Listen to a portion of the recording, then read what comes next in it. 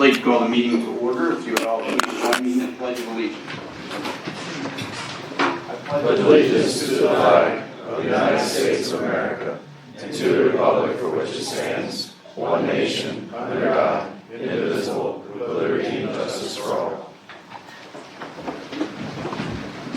Thank you. Can you call the roll, please? Chairman Brown. Here. Mr. D'Agostino. Mr. Sperry. Mr. Hellman. Here. Mr. Duncan. Here. Mr. McDonald. Here. And Mr. Sandy. Here. Thank you. At this time, is there any public participation? Anybody have any comments for anything that's not already on the agenda? Okay.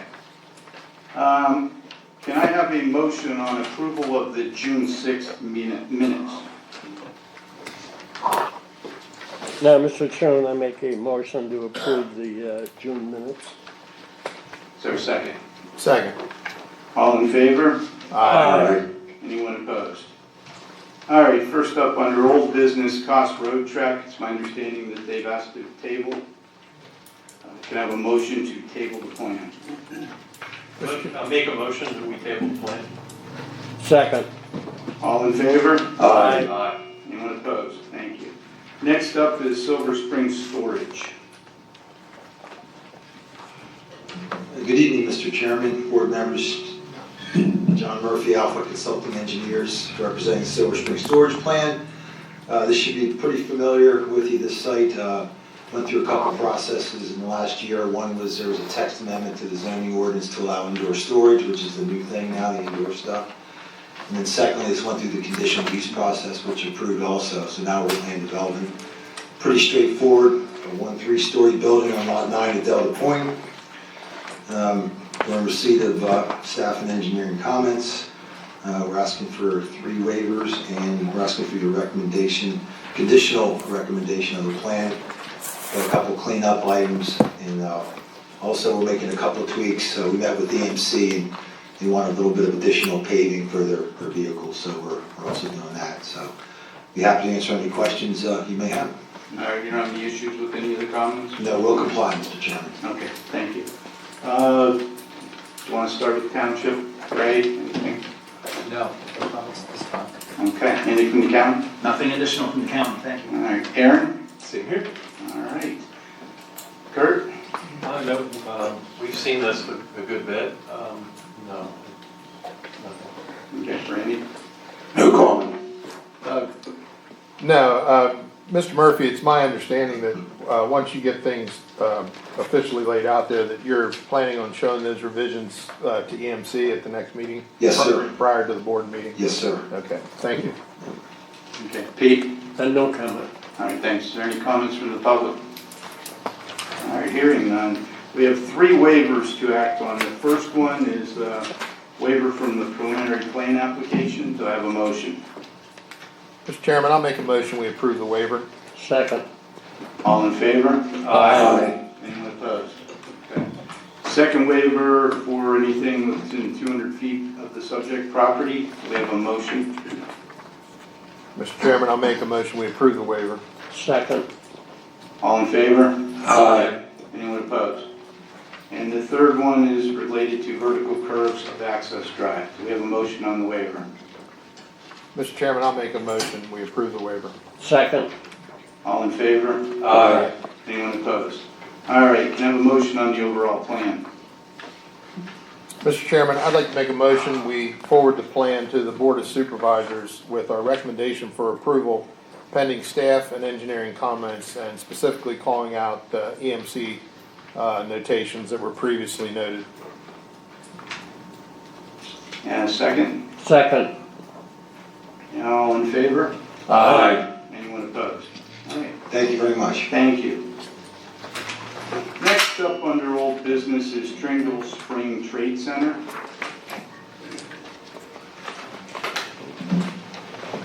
Good evening. James Strong with McNeese, Wallace and Nurk here on behalf of the applicant.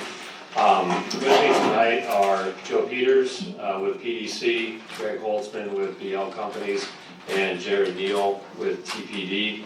and we're here to discuss the plan for the warehouse project being proposed by PDC. I'll provide a couple introductory comments, then turn it over to Greg to walk you through the plan and the waivers that have been requested, and then Jared can discuss traffic related questions. The property that is the subject of the plan is located in the southeastern area of the township along Texaco Road. The property abuts residential uses to the east, the railroad to the south, industrial properties to the west, and a mix of industrial and residential properties to the north. Most of the property is located in the township's general industrial zone. There is a portion of the property that's located in the light industrial zone. It's important to note that the property was not rezoned for this project. That area has been zoned industrial for many years. A portion of the property is located in the floodplain, and the applicant is working through the Clomar F process. And when that is submitted to FEMA, that would be an amendment. The proposed improvements are located above the base flood elevation and outside of the floodplain. So that is a process that we have to go through with FEMA. The warehouse is anticipated to generate approximately $750,000 in annual tax revenue. That obviously is split between the county, the township, and the school district. With respect to the school district, I guess it's important to note that there are no students that are being added to the school district, but it's anticipated that on an annual basis, approximately $560,000 in taxes will be going to the school district. We have been working through the township's review letters, and believe at this point we have pretty clean letters with mostly administrative comments and outside agency approvals remaining. As was noted, we are requesting some waivers, and Greg will touch on those when he walks through the site plan. So at this point, I'll have Greg come up and walk you through the plan.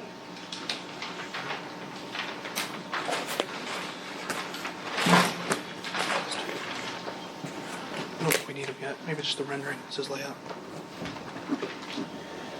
Good evening, Greg Holtzman from BL Companies. I'm the project engineer and the project manager on the site.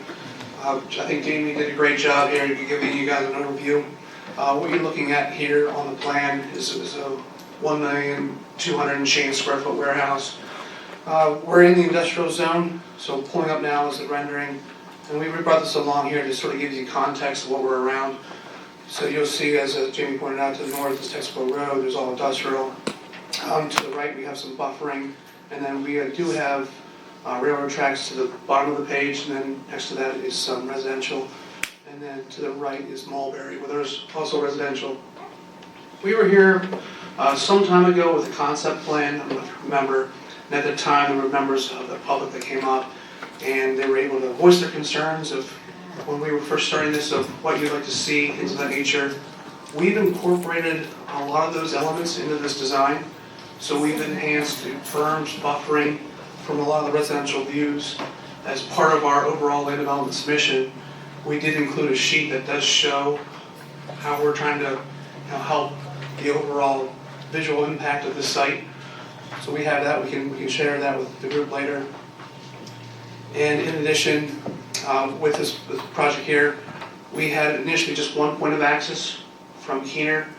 This project now has emergency access that's utilizing Old Eichelberger's access road that goes to Texaco. Was another thing that was looked for.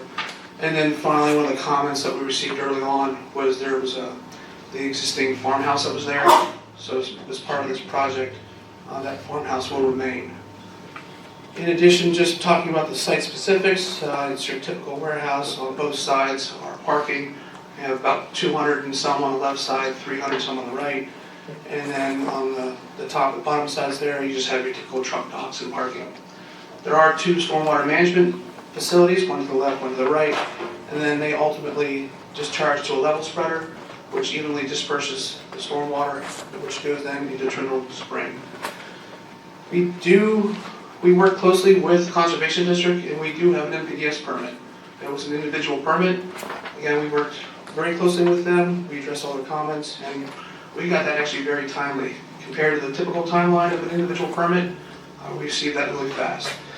As Jamie mentioned, we've also been working with the township staff. I believe we have a very minimal comment letter, only a handful of technical comments, which we can easily, which we have responded to, and we can make that resubmission here to address those technical comments.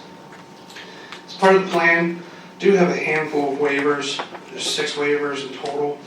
If you'd like, I can go through each of them, or I can just sort of give you what we're looking for, just a high-level overview. Sort of prep high level? Okay. Preliminary plan, so that's the preliminary final plan. Plan sheet size, given the scale of this, okay, we're up on the board here. Plan sheet size, given the overall scale, we went to a bigger page, it just helps with readability. The arc size, that's for a turning radius. So on the plan, instead of having one arc, we have a compound arc, which is even better than what this is looking for. And I can explain that more later. The facility bottom elevation. So for our stormwater management ponds, there's a certain elevation per the ordinance. We work closely with HRG, and our bottoms are a little bit lower. We have a sort of unique situation there. But again, work extensively with HRG, and I believe there's no issues there. We also have the maximum gutter flow, and then we have one here for the crowns. So with that, and that's again stormwater, working closely with HRG, I believe we've mitigated any issues, and I believe everything that we're proposing there, they're in conformance with. Okay. So with that, that's a high-level overview of the engineering. If you'd like, we're going to transfer it over to Jared Neal of TBD. He's going to give you an overview of traffic. And then at the end here, we can regroup and address any questions or comments. Thank you. Thank you, Greg. Jared Neal with TPD, the traffic engineer for the project. I just want to kind of go through the process, what we've done so far and how we landed where we are, and then ultimately close with the improvements that are going to be proposed as part of this project. So prior to starting any of the analysis, we submitted a scoping memo to the township, which was reviewed by your staff and your township engineer. They provided feedback to us. We said, hey, we feel this is what is appropriate to really understand what kind of impact this may have and how it needs to be mitigated. With that application, we suggested studying 4 intersections. That included the North Locust Point and Texaco Road intersection, Texaco State and Hempt, Texaco and Keener, and then Texaco and 114. Township came back and just suggested, they felt good about that, but asked us to elaborate slightly and include 3 additional intersections, 114 in Woods, 114 in Mulberry, then 114 and Oakstown Road. So just a little bit more of of an elaborate study area just to make sure that the distribution of traffic, we were mitigating and analyzing any impacts that the project may have. So generally to start the traffic evaluation, we go out and we obtain actual count data. So turning movements at each of these intersections, we look at the AM and the PM peak hour, and then set up a simulation to really just understand how these intersections are operating. Once we have the counts done, then existing conditions developed, we then move to base conditions. Base conditions is taking those existing counts, adding some growth onto it. So PennDOT has historical data indicating that what they feel these intersections are going to see over the next couple of years to full build out. We add that volume into it, and then we also include any other developments that the township is currently looking at that may have some type of impact on the study area. The developments that we included with the Hempt Farm development, the Costco development, the expansion of the middle school, and then the Sheets facility on a Texaco Road just to the left or west of our development. Not only do we look at those volumes or those projects, but we also implement any of the improvements that they are proposing. There's a handful from here. Don't know if I'm necessarily going to go down through them, but those were accounted for in our study. So once we kind of have that base condition set up, what we're trying to do is understand or get an apples to apples comparison. So base condition is essentially what the system is how it's going to operate on the opening year, full build out year of our development. So we want to look at without the development, and then we prepare projected conditions is with the development. Trip generation is based on a national standard. The ITE trip generation manual allows us to fairly accurately understand what types of volume these developments are going to generate based on the uses. It's what the township ordinance is based on. It says, hey, you should use ITE, we use that. So ultimately we take the base conditions, we add this volume, and that's our projected conditions. After we have that, we will then see what the difference is and really get an understanding of what needs to happen to mitigate any type of change that we see. Just to try to get an understanding of what ITE indicates this development will generate, I'm going to break it out into passenger vehicles and trucks. Given the use, I think it's important to understand both of those during the peak hour. So looking at total vehicles, so during the AM peak hour, entering and exiting, coming out of the site, you're going to see about 114 vehicles over the course of that hour. During the PM, about 135. Typically, one thing that I would notice, PennDOT will look at any, generally they want us to look at an elaborate study anytime that you have over 100 trips. And we're just over that threshold. So not an excessive amount here, but enough that I think the study area that was developed is fairly is reasonable. Trucks, over the course of the AM peak hour, you're going to see 24 entering and exiting, so it's 12 entering, 12 exiting trucks over the course of the entire hour, 36 in the PM, so 19 entering, 17 exiting. So not a significant amount of trip generation by the development, but again, we wanted to make sure that this was covered appropriately. So once we have the trip generation added to base, it allows us to look at the difference. So we look at a few different things. We look at the queues at the intersections. So what's happening with the storage lengths, and also the level of delay. Is that being increased to a point where maybe some improvements need to be done? Not only that, but on our driveways or some of the key intersections, we'll also look at turn lane warrants to make sure that if there is a heavy left turn movement or right turn movement, we want to make sure that the necessary lanes are provided, auxiliary lanes. So after we looked at all this information, what we found was entering on Texaco Road westbound, heading onto Keener Drive, we did meet warrants for a 100-foot left turn lane, so we are proposing to install that left turn lane to help mitigate some of the impact. At Texaco in 114, we were also looking to extend that eastbound left turn lane. Some of our volume did show us increasing past what's out there today, so we're going to widen that. The existing is 150 feet, so we're going to provide 250 feet of storage just for the additional trucks that will be coming out there. Site access is just pretty much basic stuff, just make sure that we have the appropriate design in place to accommodate any type of truck traffic, stop signs, pavement markings, basic things like that. One item that we did want to implement was a recommendation by the township was to make sure that no truck traffic goes on Stevens Drive. So it was one of the recommendations of this study is to implement truck restrictions. So we are preparing that study that indicates that and what signs should be in place to make sure trucks don't turn down that residential street. Also, as part of this, we're working closely with the township staff and the township engineer regarding the intersection of Hems Road and Texaco Road. You know, there's a big discussion there, so I'm going to turn it over to Jamie to talk a little bit about what's happening with that. But as part of this, we are proposing some measures with that as well. So, yes, sir. One second, Jerry. And if you're going to get to this, tell me to hold on. But at the intersection of 114 and Texaco, improvements there besides the left-hand turn lanes, anything planned? So at 114 in Texaco, we're doing the left turn lane. What I didn't get into was there are other developments doing northbound improvements. So those would be implemented, but not as part of our project. And if you want me to kind of, what we're doing is we're shifting the left turn lane back slightly and extending that turn lane so a truck heading southbound on 114 turning on the Texaco has a little bit more room to maneuver that turn. I think what we found evidence on the curb that those trucks do travel up on the curb, potentially into that yard. So this is kind of a way to, without completely ripping out that that radius and redoing it. We pull back the left turn lane, allows the truck to swing out a little bit more and gives a little more grace at that turn.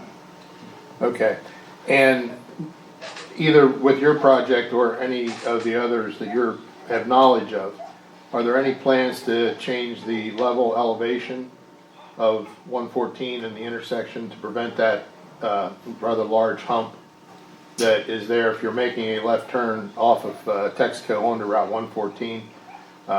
It's an issue. And I would suspect if I was driving a truck, I know what it is with a large straight truck. If nothing else, it's gonna cause extended times in maneuvering, which ergo backs up traffic. You know, continue, even though the light may be green, you know, a truck can't even, well, the good news is currently, I assure you, there will be no truck speeding, making a left-hand turn without losing control. So I'm curious as to see if there's any plans to, I'm gonna use the generic term, level that out, anything of that nature. Yeah, so I think specifically, what we'd be talking about is more of the technical term is reprofiling, right? So you're shifting what that profile looks. We did not evaluate that as part of our study. Now, our study does take into consideration the slopes of the road. So as we run our level of service analysis, it does account what is the lane width, what are the approach grades on all of the approaches, and that is factored into the level of service. So from a design standpoint, we didn't necessarily see maybe a degradation or an issue with the current slopes. I'm not saying that that's not there, but it was factored into the level of service and the capacity analysis that was completed. Can I build on that quick? Did it factor in the super elevation of Trindle Road as you're coming around that corner? Because I think that's what's causing that bump. That bump, yeah. It does not look at the super elevation, but we do look at the approach grades. Dave, you have something you want to say? Yeah, Doug, about 3 supervisor meetings ago, I brought that up to Aaron. My understanding, 114 is too far out from being on the list for repaving. So that was one thing, the township has to sign off on it. I had brought up to Aaron to keep that on his radar between Woods Drive, Texaco, the super elevation to mill off the upper side, because each time they pave, that becomes more of an issue. Before it was never that extreme, but every time they pave the road, it's making that crown there more extreme. So we had asked Aaron to keep that, to give comment to PennDOT, and then that way we can get that milled down, either with the help of the township or PennDOT doing it. Okay, and with your, and I'm really trying to put this in perspective in my own head. You mentioned that you were going to shift the left-hand turn lane. And the left-hand turn lane that is going, if I am going eastbound on 114 towards Mechanicsburg. If I come out of the development, if I'm in a truck, I come out of the development, I turn right onto Texaco. So out of Keener, right onto Texaco, I'm heading towards 114. Okay, I get into that left turn lane. okay, It's on there, Doug, he's got it up on there. That stop bar right there. right, So what's happening, the issue that's occurring out here is you can see where the signal actuator is. There's a vehicle sitting there, and then a tractor trailer travels south on 114, tries to make that right. So he can't swing into the area of the left turn lane because the car's there. right, So there's 2 ways that you can kind of fix this issue. One, you can reconstruct the entire curb, move all the stormwater, widen the road, probably get right away from the neighbor, or we slide that left turn lane back, which will then allow a tractor trailer to come out, swing out, and come back in with minor impact to that neighbor on the side, if any. But then we do need to extend the left turn lane to just make sure that the adequate storage is there. So we are working through that design right now. okay, so it would be a fair statement then, and thank you, I get it now. It would be a fair statement to say then, with moving that line back, increasing time through the intersection for trucks, or cars for that matter, that there would be a different timing required of that signal to keep the backups off Texaco Road? So our analysis didn't indicate retiming of that. Let me just confirm that real quick here.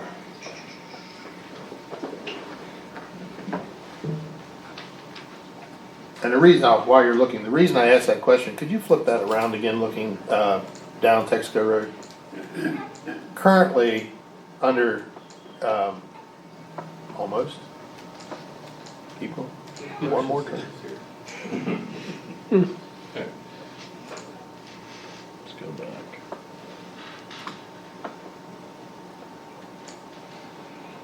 There we go. Currently, under existing conditions with existing traffic flows on there, frequently during peak hours, the traffic backup for left-hand turns is almost back to that corner.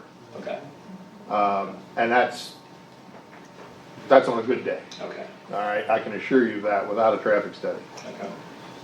So where are we going here? We're gonna bring that left-hand lane back, which isn't gonna prevent that backlog.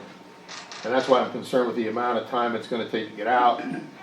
The fact that 114 is any given peak rush hour evening is solid traffic, at least back to there, if not back closer to Mulberry Drive, Yeah. all the way out to Route 11. And the additional, obviously, I'm just trying to imagine how this timing is gonna work out. You're staging, so I get it, you're creating a staging area, you're creating a safer situation for somebody making a right-hand turn coming into Texaco Road, which very well could be a vehicle heading to this project, or not.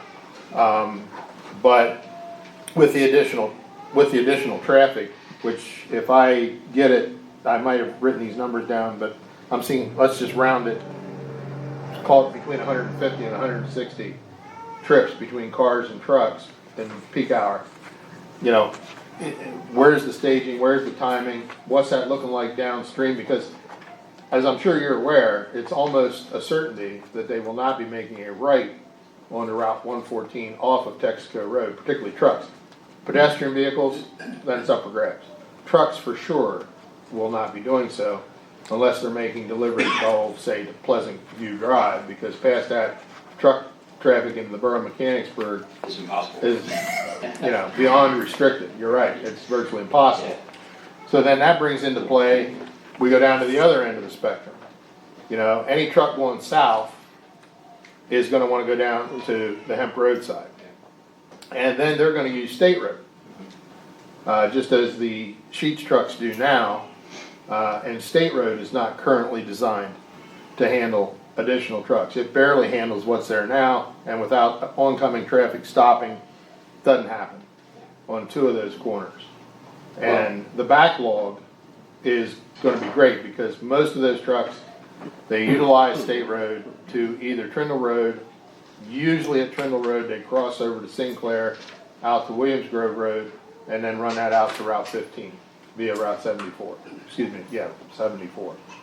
So I think you're gonna have issues at both ends of the spectrum here. And I'm concerned, I doubt, no matter what happens with the intersection of Texaco State and Hemp, no matter what happens there, be it it could be anything from a traffic circle to a signal to the current four-way stop, I think it would be a safe bet that most of the trucks going there are, a fair amount of them, if not better than half, are gonna be going on State Road, making a left.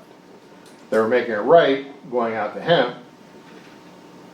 Still you've got some residential things to deal with, you have a railroad crossing to deal with, you've already crossed one to get there. But I think it's an area that's designed a little bit more for truck traffic particularly. And will be, and is being improved as part of other projects. But at that intersection, I'm just trying to figure out, I get what you're doing now, thank you, by the way, very much for explaining that. And now that I see what you're doing, I don't see how that staging is gonna improve anything. Well, I think as part of this project, I don't think there's an issue with us going back to the analysis, looking at the timings, optimizing them, and seeing what we can do. If we can add a little bit more green time to that left turn lane, certainly we will. So I can dig into the analysis a little bit more, see if we can move some of the green time around. to add a little bit to eliminate some of the queue there. As long as it doesn't degrade the intersection, you get into this weird thing with, well, there's more traffic on 114, I mean, yeah. So, but we can certainly go back and make sure these are the optimal timings. If there's, even if it's moving 2 or 3 seconds, sometimes that can help. So we can certainly, I have a note here to go back and talk to my team and make sure they'll look at that as part of the resubmitted traffic study. If I could add to that, I appreciate your comments and how you constructed that. Looking at the elephant in the room of Costco, have you coordinated with the Costco traffic as far as on Thursdays and Fridays? Specifically, I'm not talking about Sunday because trucks won't really run a lot on Sunday or on Saturday, but on Thursdays and Fridays and Mondays, if you happen to drive up to or look at the East Side Costco on Fridays, that's an absolute mess with cars coming and going, particularly for as gas prices go up, Costco prices go down, and sometimes there's like 40 cars trying to get in and out. Now, they're gonna find the quickest way out of there being turning on and trying to get on the pike, or coming up on Texaco and trying to get down that way. So I'd like you to see it, or at least work with their traffic engineers, or at least find out what their proposed traffic is around that route at the same time. Absolutely, and we did reach out, we obtained a copy of KCI's traffic study. I think he and Preston is working on that, incorporated that into our analysis as well. Yeah, so we do have that kind of baked into this one. All right, thanks. Can I build on something you said, Doug, just related to, on that topic of coming out Texaco Road to make a left onto 114. Yes. You're moving the stop bar back, you're extending that stacking room for that lane also. I think moving the stop bar back will help. I use that every day. And so there's sometimes I'm first on that stop bar and I got a truck coming in and some of those guys do not slow up as much as I would like them to. And they come swinging right, I'm thinking, I hope this isn't the day they hit me, right? So you're gonna move that stop bar back, which will help that. But there's still something I didn't quite hear in your analysis about the fact that when you're trying to make a left onto 114, you got the problem with the light at Woods Drive and all the stacking on 114 that sometimes keeps you or limits the ability of people to make a left, at least without causing gridlock on 114. Now you get a couple more trucks that are a lot longer. Like I feel like there's not enough space between Woods and Texaco now, the way the lights are timed. And now we're gonna add trucks. And I don't know how that's gonna work unless you're all, have you also addressed the timing of the Woods Drive light with the Texaco light? Yeah, so part of our analysis does look at that as a full system. So, and that was that your staff and engineer had recommended that we add that intersection as part of this analysis to look at that exact point, what's going to happen when these additional trips are added. And again, like the truck traffic during, like, so the peak hour is when you see the majority of these issues. One of the nice things about warehouses is that it's not a concentration of volume during the peak hour, right? Not like a Sheetz or an office building or a school where you have the adjacent peak all happening at the same time. Warehouses generally show like the volume spread out over the course of really the day. So as much as you're thinking, wow, it's a big warehouse, it's a lot of trucks, like really it's spread over the course. So we don't really see that truck traffic increasing really during those. There's certainly some there, and we have that in our analysis. But again, it's better because it's spread out over the day as opposed to during that peak hour. Yeah, and when you how do you determine what peak hour is? Is it peak hour for your facility? Peak hour for the local roadway network? So there's really two ways to look at it, and it depends on what the use is. So for example, when I study and do analysis for schools, I will look at both the peak hour of the adjacent street and the peak hour of the generator. For this type of use, we will look at the peak hour of the adjacent street. So for the motoring public, when is this going to have the greatest impact? Peak hour of the generator is irrelevant for this. So you look at the peak hour of the adjacent street, you run your trip generation for the adjacent street volumes, and then you lay those over top of each other and build off of that. And how do we calculate that? We go out, we count 3 hours, and we look for the 4 consecutive 15-minute intervals when it's the highest. Maybe it's 7:30 to 8:30, maybe it's 8:15 to 9:15, you know, whatever that may be. But looking at those 4 15-minute peaks, consecutive 15-minute peaks, that develops our peak hour, and we go from there. So it is truly kind of like the worst time during the day. And if this may help for the planning commission's sake, I'm looking through both the warehouse's traffic study as well as the HSS and Costco studies. So they're proposing, when I say they're, HSS is proposing retiming of the Woods Drive signal, so that's good news for everyone, as well as the fact that the Texaco and Woods Drive signals, they're coordinated, so they should be able to adapt to each other. And additionally, when TPD, if they would do the retiming, which we'll review, it should help both. And I did not go through each of the little line items. No, that's okay. I have my computer here, you know, all that Yeah, stuff, so sorry. revised traffic signal lengths and splits for consistency with the coordinated system at Texaco Road. That's an improvement at 114 Woods. That's something being done by one of the other developments. So we do have that in our analysis as well. Thank you. That's good to hear, yeah. And I'm gonna ask a question on your time. Aaron or Ray, is there a clearinghouse existing here at the township, or for that matter, anywhere, you know, with these large projects as to the traffic, you know, coordinating? You know, Jared just proposed sending 500 trucks down Texaco Road. HSS just proposed sending 1,000 trucks down Texaco Road. Is there a clearinghouse there? I mean, we get to look at them as individual projects many times, and I gotta tell you, what you just said, I think maybe, I've been on the commission probably 7-8 years, that may be the first time I've ever heard anything like that said. Yeah. Now, it may be because by dumb luck, we've never had this many large projects That might be with the case. this much traffic impact in the same quadrant, if you will, of the township, but that's what is concerning, and I think that's one of the things that Kurt was getting at, you know, is this being looked at in the grand, in a bigger picture? Holistically rather than on these islands. Exactly. Yeah, so the good news is, like, overall, I'll say yes.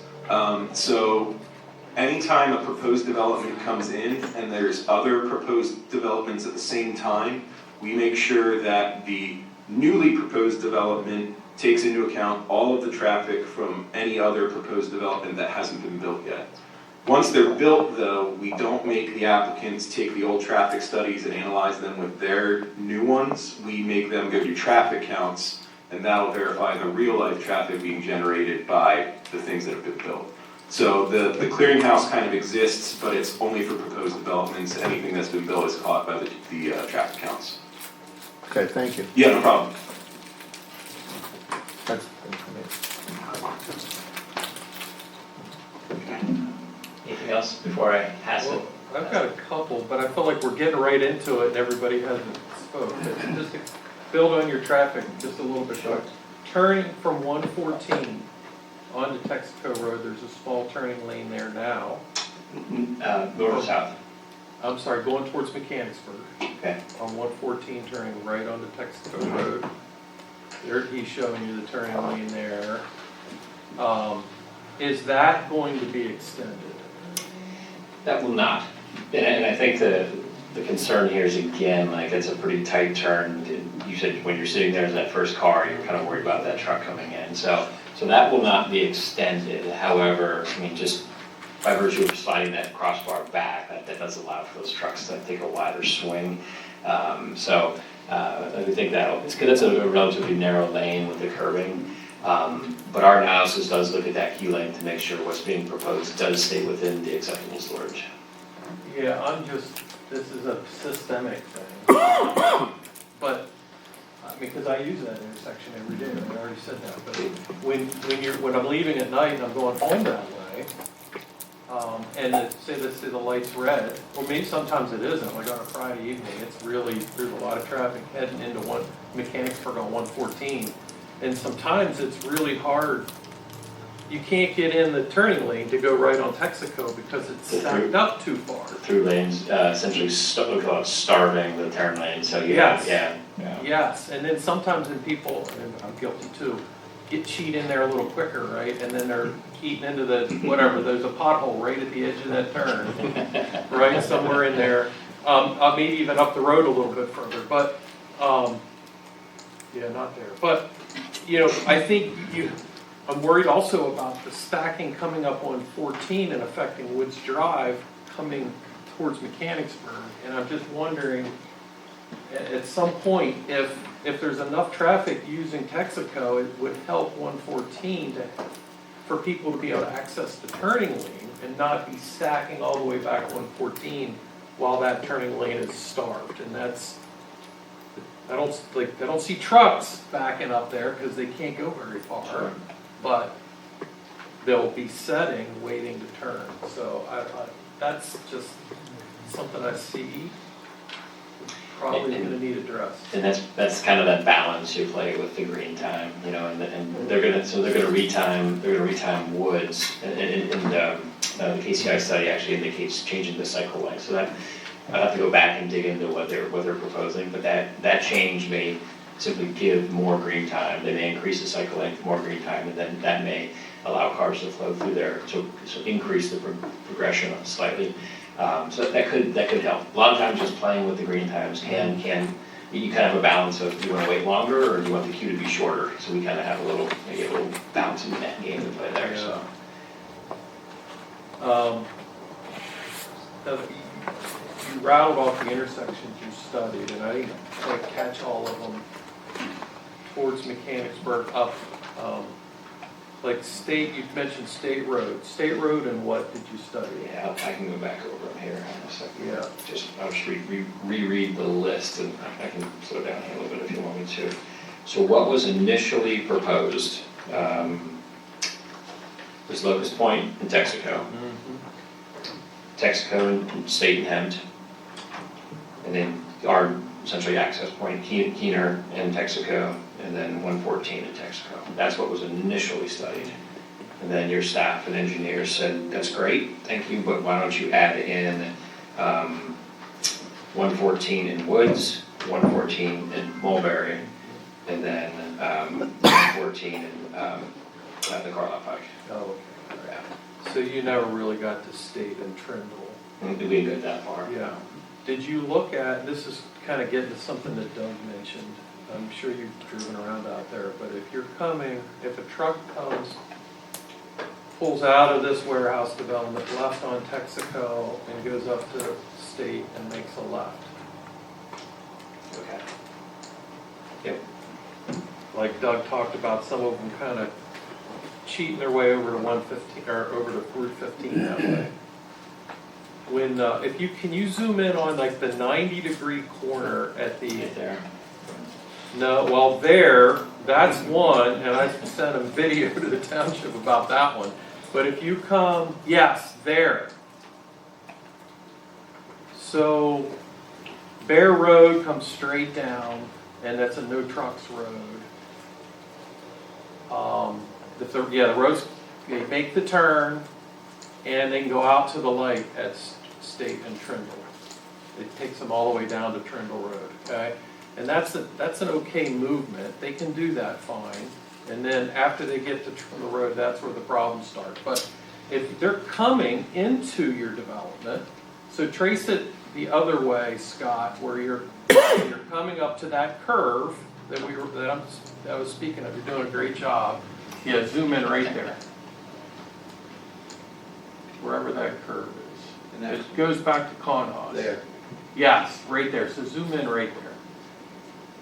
So when trucks are coming from the right to the left, they can't negotiate that turn without coming out into the other lane that's coming the other way.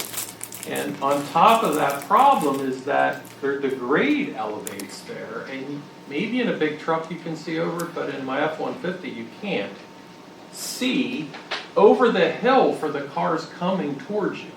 So those trucks, I perceive, pull out there blindly, hoping somebody isn't coming the other way.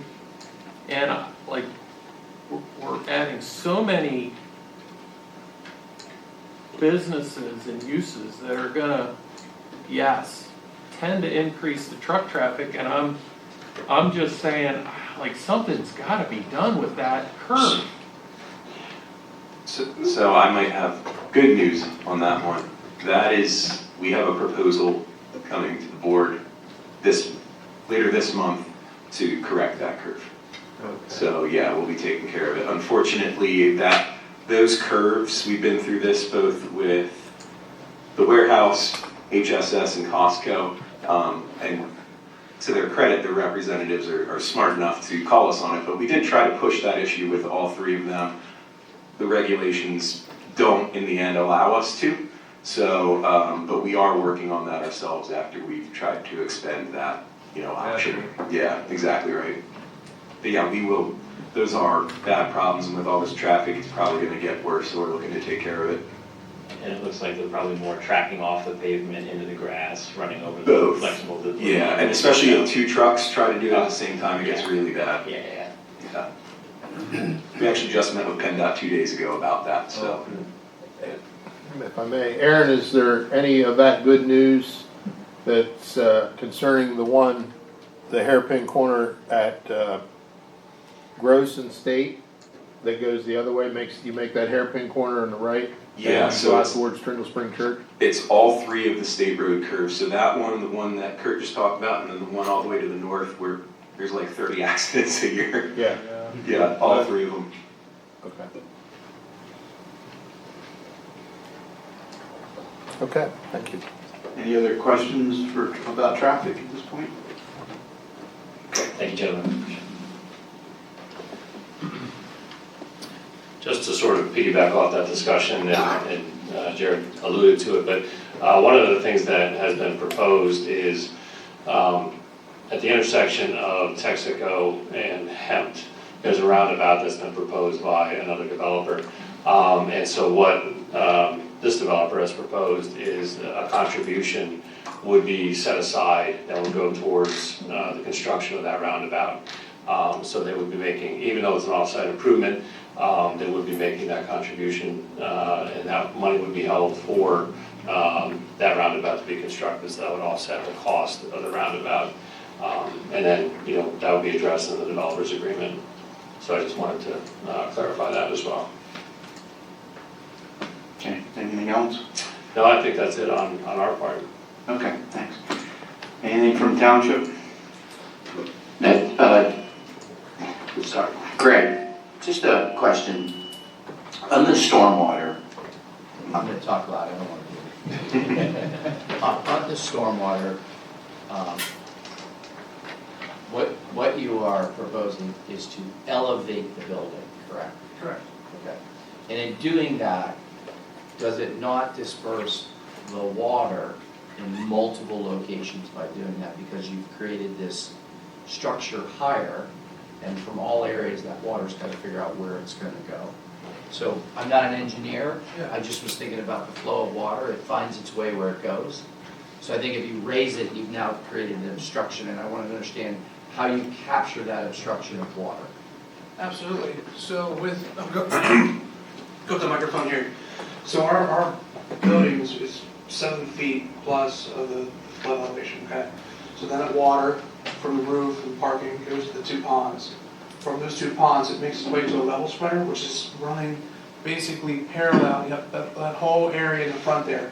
It's a pipe that's set level that has perforated holes in it that allows water to infiltrate and then also exfiltrate, come up through like the rock gravel and then spread in a level fashion back to Trindle Spring. Greg, I think what Ray's trying to ask is more related to the flood and the no-rise study. So you're placing fill to, and I know the answer, but I'm going to let you answer it. I'm going to lead you there. You're placing fill to raise the warehouse essentially out of the floodplain. By placing that fill, you're taking up some of the volume in the floodplain that the water would when it floods take up itself, what are you doing to compensate for that so there's no downstream effects? Okay, so one of the things that we did on a typical project is you always try to balance the site. So if you're gonna fill here, we're gonna take from somewhere else. Yep. That's essentially what we did. And then there was one small comment later on about filling the floodplain, and that was just that balancing exercise, we removed that. So basically, you had something like this, we just subtracted here, added here, and we balanced it.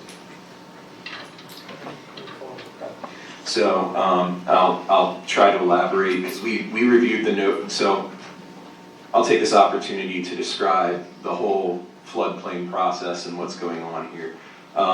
So right now out there, if you pull up a FEMA floodplain map, you'll see 2/3 of this property is covered in floodplain, meaning the 100-year storm, when that happens, generally will take up the majority of this property. So when that happens, the current floodplain ordinance that we had to adopt as part of our zoning ordinance through FEMA, they forced it on all the Pennsylvania municipalities, says that you really can't build in the floodplain, other than a few very specific uses.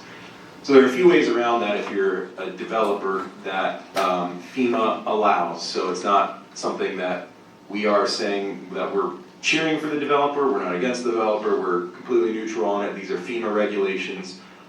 They essentially say there's two ways then that you can build in the floodplain if your ordinances and if FEMA regulation bans that. So one is called just a regular CLOMAR, Conditional Letter of Map Revision, and that's referring to FEMA's floodplain maps. So you can do a number of things to literally move the floodplain off of your property. And that's initially what they were going to try to do with this warehouse. So they were going to do a few creative things to try and shrink the floodplain. Didn't end up working in the end. And so they went to a plan B, which is to excavate the floodplain, essentially create more room in the floodplain that isn't there now, and then take all that fill and lift the warehouse out of the floodwaters. So they made the floodplain bigger in one spot to hold more water, and then took all that soil and built up the warehouse in another place to get it out of the water. So that's called a CLOMAR F, because for fill. And in the end, the FEMA floodplain map that would normally be amended if they changed the layout of the floodplain in the first Plan A that was attempted. In this case, that floodplain map will not change. If you pull it up in a few years after this development is built, based on what they're proposing, the map will look exactly the same in 2 dimensions. Essentially then what happens is the CLOMAR F that they get is essentially saying in 3 dimensions, which you can't see on a map, but in 3 dimensions, even though it looks like the warehouse is in the floodplain, it's actually above it now. And then there's a cavity somewhere else making up that volume of water. So ultimately, it shouldn't, I'm not making this as a promise, because ultimately the developer's responsibility for all of this. But in review of their information shows that it shouldn't cause any change in the floodplain for anyone outside the property. So because of what Greg said, they're balancing it out. They're digging a hole here and moving all that dirt over here. And that requires modeling, right? It does require modeling. That's not just a. No, that's not just a guess, yeah. So it does require modeling, and they provided all of that modeling to us for our review. And not only did they provide us like the paperwork, they actually provided us their digital files, and we were able to rerun the same analysis that they did to verify for accuracy. It appears to be accurate, appears to be above board. So in fact, they're showing that they'll hold a little bit more water through the excavation on the site than they are currently. So if everything does go the way it's projected in the model, the floodplain for the neighbors should actually be a little bit better. Does that factor in the riparian buffer? Like there's no trees there now and they've got a pretty extensive riparian buffer. Yeah, so there's a bunch of stuff in that model that the cross sections they draw have a bunch of all those impacts. And it also accounts for some of the runoff. Restriction of all these new trees. Yeah. No, let me put it this way. I don't know if exactly the trees are in there, but there are numerous obstructions accounted for in their cross sections. So they've modeled it pretty well. But it's not just our word saying that. FEMA is also going to do a second review. Anything else, Ray? No, thank you.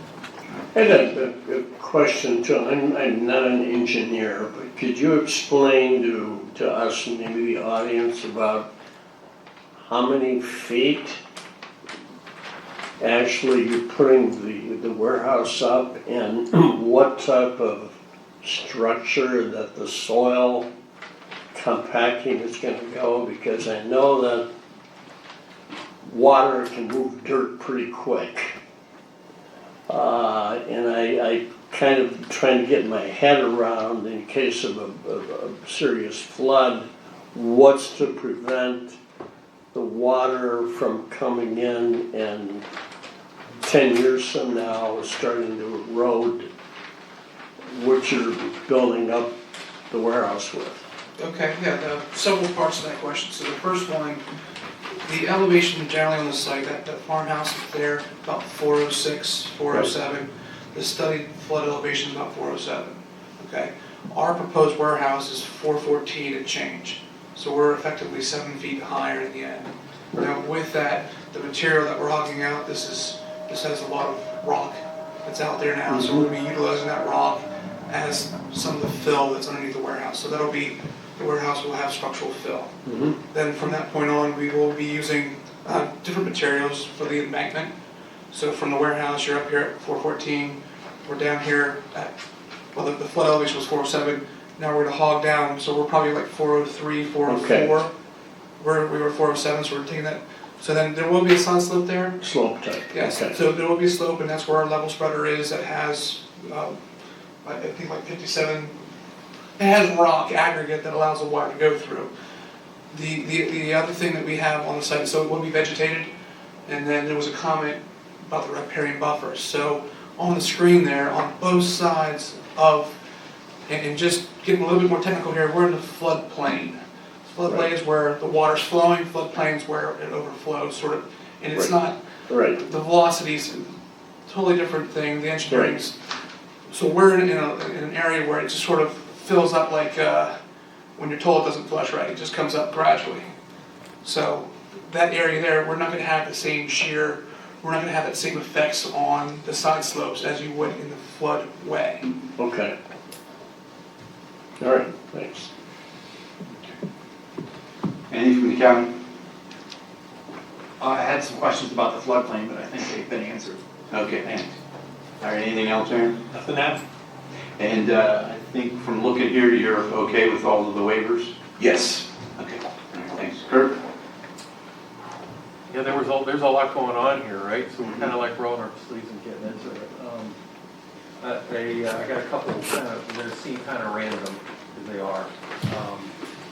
This is maybe another traffic one, is when you're coming up Texaco Road, you're gonna turn left into up Keener, you're adding a turning lane there.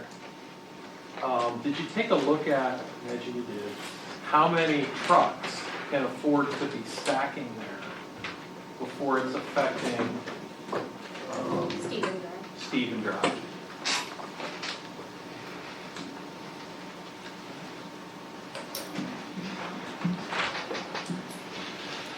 So as part of our analysis, we have the capacity analysis is really what you're kind of asking for and asking about. So as part of that, it initially looks at, people think of capacity analysis as what is the delay, so it gives you a level of service and a queue. But there's a bunch of variables in there that actually determines what that value will be. And one of those is the percentage of trucks. So we do calibrate that intersection to account for what percentage of volume will be trucks entering that movement. So without getting into all the equation, the answer is yes, and it's based on the percentage of volumes that are in that lane and what the delay is based on the conflicting volume coming the other direction. So it is factored into there. Yeah, so you take your peak hour, truck moving that way, factor in the amount of time it takes to execute that movement, and then you figure out how many vehicles are going to be likely to be stacked there statistically. All of that is part of it, yes. Right. Yeah.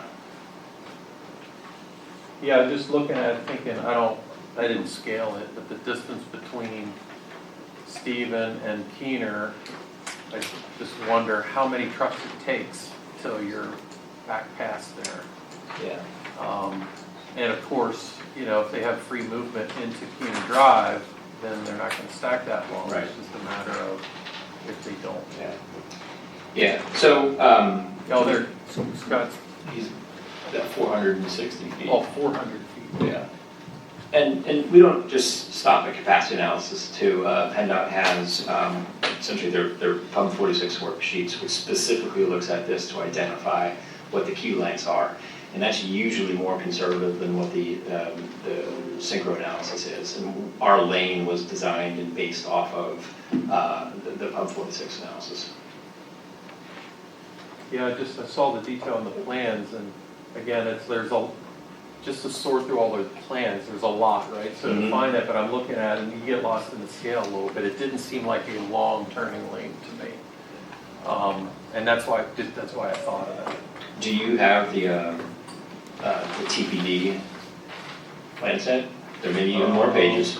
I ripped them out because there was too many to sort through, right? There, I'll show you. This guy.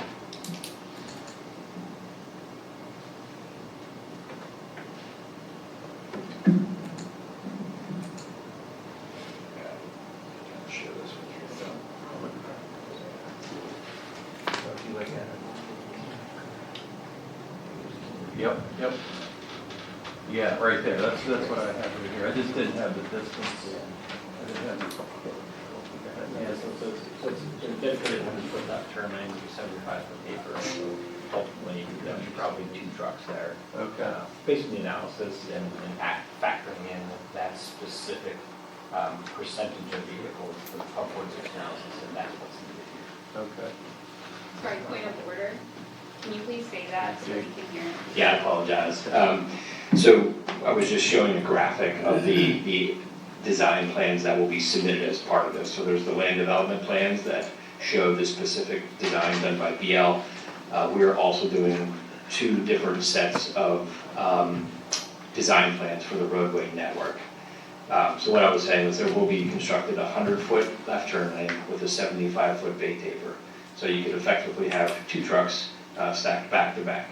That number isn't just, hey, we feel that's good. It comes from a publication that PennDOT put together, a worksheet that you fill in that factors in percentage of trucks based on the volume and the opposing volume. So you can imagine if there's less cars coming at you, those vehicles are going to be able to make that left, and you're not going to have 5, 6, 7 cars stacking there. That's what that worksheet looks at. Can I ask just one more question? Yeah. Okay, or, I don't know, I'm not familiar with, it's been a while since I did Robert's Rules. Yeah. I can. We'll have public participation, but go ahead. Oh, I just wanted to know what day and time of day you did your traffic study, because I think I heard you say 3 hours on one day. Yeah, so there's a kind of a standard in place, and I'm going to kind of dig into the weeds here a little bit for you, but really what we do as engineers is we want to look at the 30th busiest annual hour. So what that means is there's a bunch of things that are going to happen that are outside of that. Like, you know, if you think about, hey, how should we design parking for a grocery store? Well, you probably don't want to design it based on the day before Thanksgiving, right? Or you're going to have a bunch of extra parking spaces that are only used one time of the year. So this 30th busiest annual hour gives you a general representation of really how much paving we should be doing. We all don't want to pave everything, right? Just to accommodate this outlier. So we look at that hour. That hour is fairly consistent across any Tuesday, Wednesday, Thursday of the year. Now, step outside of any holidays, right? We're not going to count on a Memorial Day or 4th of July, but any typical weekday, Tuesday, Wednesday, Thursday, you're generally going to get the same result with these counts. So we also know that these peak hours occur, the peak hours of the adjacent street occur somewhere between 6 a.m. and now 9 a.m. So there's a 3-hour window there where you're going to see the bell curve, and we can pick out the peak hour from that. That's the AM. It's also consistent in the PM, somewhere between 3 p.m. and 6 p.m. We're going to see that same bell curve, and we're going to grab that peak hour and analyze our stuff from there. Sure. No problem. Kurt, anything else? Oh, yeah, I got a couple things. So somewhere in this presentation, there was mention of working with the local residents to try to mitigate to the extent you can. This is a traffic one though.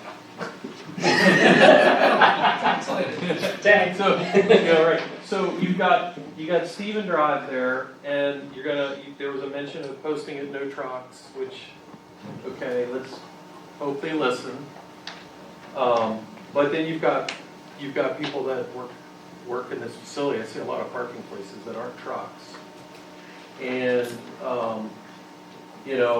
I look at that and say, can we do more? Have you considered doing more to discourage bypass traffic from using Stephen? And when I'm looking at it, I'm like, well, geez, it's a darn shame that there's a lot that's at the corner of Stephen and Keener that would be a great cul-de-sac, now that we know this. But that not being an option, I look at this and say, did we look at making Stephen onto Keener a right out only? A right in, right out only. So people that use the Stephen Drive going towards Keener can't easily make the left to go up into the warehouse. In other words, they're forced to get redirected back to Texaco, and hopefully they learn their lesson. And the next time they're coming to their work shift, they come in Keener and not Stephen. So if I could address. Absolutely. If I need to show you on my sketch. Know exactly what you're talking about. So ultimately, it's hey, are people going to be cutting through our neighborhood, right? That's the question. And what I would say is, if the levels of service in the queue at Keener and Texaco were bad, probably. But the reality is, the analysis shows that the overall, that intersection, that stop controlled T intersection, is going to operate at A in both time periods. So people just taking a different route to take it, will it happen? Some people will do it, but it's not like there's going to be a 100-foot or 300 feet of queuing and they're going to be sitting there for 35 seconds to get out onto Texaco Road. There's just not that much cross traffic. So I think we posted no trucks, keep the trucks out of there. Will you have your periodic passenger car that maybe goes that way? Maybe, but I don't foresee, given the levels of service at that intersection, I don't think that's going to be a big issue.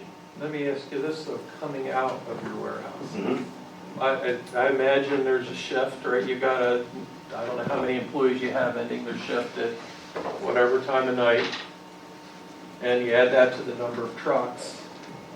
I don't know how much distance you have stacking up Keener, but I know that if I'm coming out of that warehouse and I'm looking at what I perceive as a wait, pretty much any wait, I'm going to go Stephen Drive to see if I can't get myself just a little better on my trip home, right? So that's mainly where I see, I think, the potential for people to, you don't need them to do that. So do we want them to do that? I don't think so. So part of me is like, why wouldn't we, and maybe there's a good reason, but why wouldn't we consider reconfiguring the intersection with Stephen Drive and Keener Drive to discourage that movement from Keener onto Stephen, coming from the warehouse? Yeah, and again, if I'm looking at level service D, E, F, I think you're probably, this will occur, like what you're saying. But given the levels of service that we're showing, and those shift changes occur off of the peak hour of the adjacent street, I don't think it's going to be as bad as what could be envisioned. Yeah, you guys did the study, you're on the number, I'm an engineer, but I'm not in those numbers, right? Okay, sure. I don't do real engineering anymore, but I just look at that and I say, man, I don't know, I want to trust what you're saying, but I don't feel it. And I would say that, HRG has reviewed our study and has looked at our levels of service, our Q analysis, and I'm going to resubmit, and they're going to look at that one too. So, and we have a good relationship with them and go back and forth on any issues. And I think if that does come up and there's something that we need to further evaluate, we can certainly look into it. That said, the planning commission would really like to push the issue. I can work with them on come up with a solution. we'll see what everybody else thinks, I guess, right? That's just an idea. Yeah. I would. No, I totally understand. To me, for the benefit of the folks that live there, I would appreciate it if I at least heard that you'll just pause for a minute before you finalize everything and look and see, in the big picture, does that make sense? Is that at least something that we could do to help mitigate this that probably isn't very expensive now, and now's the time to do it. So, but you might find a reason, it's like, this doesn't make sense for one reason or another, and I'll trust you guys to work that out. And just so I completely understand what's proposed here, because you could do one way, you could do all of this. You don't want vehicles to be able to essentially be traveling on Keener, make the left onto right onto Stevens. That's the real backcut road. Yeah, and what I was picturing, the picture is probably better than. So if you wouldn't mind Google Maps, it's a wonderful thing. Yeah, I was just picturing just. Yeah, it's kind of just eliminating that radius coming from Stephen onto Keener, so that it's almost like you see a right in, right out on the Carlisle Pike places. People cheat them, but it at least discourages folks from doing that movement. Now, this would be I guess possibly need to be a two-way, not a one-way. But if you could, where Scott has the cursor there, just continue the radius as if you're forcing people to go to the right and not allow them to make a turn to the left by geometry of the curving, I guess. If you place a no left turn at that location, like Kurt had said, the next time somebody comes through. Yeah. Is that building lot still available to the south? Yeah. That one? I went to school with the owner. It's vacant. That 1 acre lot is vacant right now. And that goes to what you said about a cul-de-sac. If it's not vacant and it's sold, who's gonna wanna buy that as a residential unit at this point anyway? It's commercial. Is that commercial? Oh, is it really? But I think we're talking on the other side. I guess they're both Correct. 70.69. Lot 6, there you go. Yeah. So I mean, I think coming out of the development, the warehouse development, turning right onto Stevens. So is it flexible delineators to kind of to almost put up a barrier there and then a no right turn sign? I mean, if that stuff all needs to be, I guess we have to have an ordinance passed for that restriction, but that's easy. I don't. And it just seems, even running the curve that way, like it's a right in, right out curve. I don't know that for people turning left to go into Stephen from Keener up there, if they were going to do that, that might affect. My only concern with like a rigid improvement like that would be emergency services. If a fire truck has to come in this, can they still make that turn? You really start to limit the way those swing out. Whereas like a flexible delineator is if they really need to run over it, they can. Yeah, well, you guys can. Yeah. Maybe that's something we'll talk about it. Okay. Yeah, sure. Got tag out yet? That's what I'm trying to figure out. I think you could tag out. Thank you very much. Yeah, I appreciate it. Don't go too far. I might ping you again. Can you, this is maybe for the development overall, can you describe a little bit of what you have a nice graphic in your plans that shows the view shed, I guess. Maybe that's not the right way to say it, but the type of screening you're planning on planting to screen the people that are on Stephen Drive specifically from the warehouse. Absolutely. You're gonna have a berm there, right? Yeah, so Greg Holtzman again, and then Scott, one of those on the thumb drive there has those blow-up exhibits. So when we initially attended the workshop a few years ago, there was a resident from Stevens that came down here and said, hey, look, I understand that this is an industrial property. Is what can you do to help mitigate that view shed? So when we took that back, it's actually the top section. I'm going to walk over to it in a minute if we can blow it up. But what we did was we took a perspective. The key map is to the right, but basically starting from that property we were just discussing is industrial property. The one to the right is residential. From that point of view, we did add a 15-foot in width berm, 6 foot high, And then we implemented buffer plantings consisting of mostly evergreens with some deciduous material. So our goal was to basically, on that exhibit, there's a fine little dashed red line that shows you that at the time of planting, it's going to hit the top of that evergreen tree and effectively block your view of the warehouse. And as that vegetation continues to grow, it'll continue to screen their views. And you have to maintain that, right? Because occasionally you see that like every third tree dies and you gotta come in and replace them. Correct, so typically when we do landscape planning in an ordinance, we follow the ordinance because that's what's required to maintain. This is not ordinance driven, this is above and beyond, but it is on the plans, so it will need to be maintained. Can I jump in here a second? Yeah. So while we're on this, what kind of lighting is going to be on that side? So I would imagine that they're going to use LED lighting for the facility. As part of the overall land development set, there is photometrics. There is the light fixture that you can see that's about halfway through the parking lot.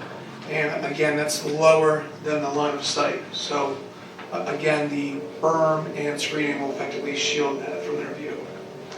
And again, it's not night sky compliant, so it'll be aimed down. Yeah, because that was sort of one of my questions, is I know that, they've got pretty strict ordinances about downward directional lighting, and you run the analysis that's in there for spillage from the light fixture itself onto neighboring properties, and you've got a lot of buffer here with the stormwater features. But, part of me's wondering, what about the glow, right? The glow on the horizon. And I don't know if there's anything you can do or that you do to control that, if it's intensity or not, but that's the other part. That'd be nice if we could control the glow. And you said something about use the term I didn't quite get. Dark sky compliant. Dark sky compliant. Yeah, what does that mean? So basically, it's making sure that the light's facing downward, that you're not getting any spotlight shooting up in the sky, things of that nature, to reduce the glare. It would just be the reflections then that would be Off the pavement, yes. Yeah. Is this asphalt pavement or colors? It's a mix in different areas, but it's mostly asphalt.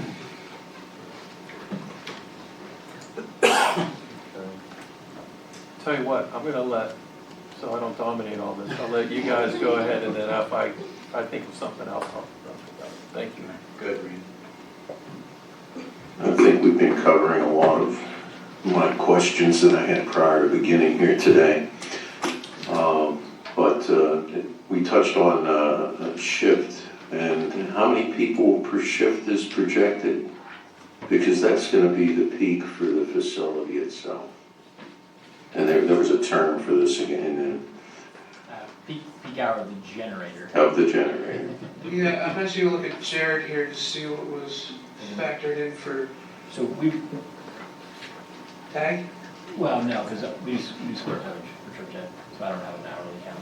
Okay, yeah, Or so, I didn't know. so the overall parking, we have 214 on one side, 313, 517 spaces. Now that's maximum growth for the facility. And again, that's, that's accommodating what Jared was talking about, like Thanksgiving, the peaks, things of that nature. So I would imagine there's probably going to be 3 shifts. So you're going to have some overlap with that spaces. So I would imagine that maybe, I don't know, Jared, what it, like 100, 200? I think you're probably not too far off Yeah. to, it's like 200 employees with truck traffic outside of that, so. Probably something we could find out based on the square footage and the use. Correct, there's different ways we can look at another facility. This one, to my understanding, does not have an end user, so once that is defined, all that stuff gets worked out. I just have experience down in New Kingstown, there's Dolphin Drive, and they had some warehouses down there, particularly Chewy, and it was at beginning and end of shift change. The traffic, of course, people don't plan ahead, they're late for work. And, ignoring stop signs running through the facility, and it's down by the New Kingston Post office. And they would, on both ends of that, they would be coming and going from that, and that was all concentrated traffic, and, jobs at risk risk or whatever, there's no rules. So, that's 200 people leaving and coming at one point in time within a short period of time. That's a number I'm interested in finding out how that impacts it, because if you have, I'm sure they're not carpooling, or I'm expecting them not to carpool. So you're gonna have 200 cars come in and 200 cars come out. Are they utilizing both of these entrances to access this facility? Everything comes in through Keener. Correct, at this time. And it's emergency egress through the other entrance? Yes. So, the impact I'm concerned about is again, on the not particular Keener, but how it impacts the rest of the community and the traffic in it. What happens, has there been any environmental considerations that you've investigated? Any experts you consulted about what the impacts of this project have on the environment that's in that area and downstream from it in particular? Yes, so as part of the NPDES permit, we had to look at, there was an archaeological investigations, there was T&E, threat and endanger, there was wetlands, there was maybe stream degradation, things of that nature. All of those have been satisfied at this time with, still looking into the cultural, which is that the building to remain, which is the old farmhouse. And whose responsibility is that building? It'll be the landlord's. The landlord's responsibility. So we have a problem within our community right now with a couple of historic homes called the Pollock homes. They're behind the Best Buy that's on the Carlisle Pike. And they're basically being let go, deteriorating through demolition by neglect. And you have a major corporation that's the landlord for the property, and you have a management company managing the property, and they're given their budget, and of course nothing's included in the maintenance of these pre-Revolutionary War structures that are assets to the community. The families that own those houses funded our revolution through the tavern that was on these properties, and they're just being let go. So besides the fact they're also attractive nuisance, besides the animals that are going in and out of the buildings, the two-legged ones who've broken the windows and are probably inhabiting the place at this point. I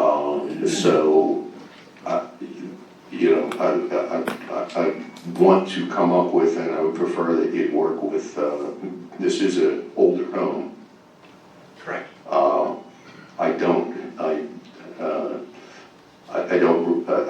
I believe maybe that we should consider talking to our conservation and preservation committee, see if this is on our historic list. Has that been brought up through Township, right? It is on the list. Thank you. And coming up with a plan, a maintenance plan for this particular property, so that this property does not become an attractive nuisance or demolition by neglect occurs. So we have controls over what occurs with it, or some kind of plan to utilize it in some manner, shape, or form. Whether I'm not sure what use could be put to it, and particularly where it's been being totally isolated on the back end.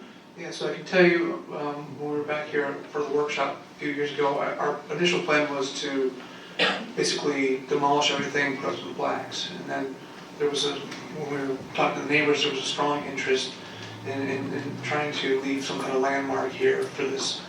Since that time, we've been working with SHPO and a historic barn preservation group. I'm sorry? There's a barn preservation group that we're actively coordinating with at this time, and we're looking at different options to see what to do with the remnants. So the barn, the basic livestock shelters, the sheds that house more modern equipment, those will all be demolished. But the building itself, and on the right of it, it's called like a summer kitchen, so that's where a lot of stuff is processed. At that time, that structure is to remain. So we're going to be in continued talks, and we can share those documents with the township as we continue to move forward with that. Are you open to having conditions put on here regarding maintenance? And you mentioned you talked to farm community. Have you talked to the Cumberland Valley Historical Society about this parcel? So we do have, being the sort of the prime of the agreement, we have a sub-consultant, SWCA, that's handling that. I know that they've been in talks. I'm not quite sure all the background negotiations that happened, but we would be more than happy to have a separate meeting with the township to discuss the different options that we're looking at.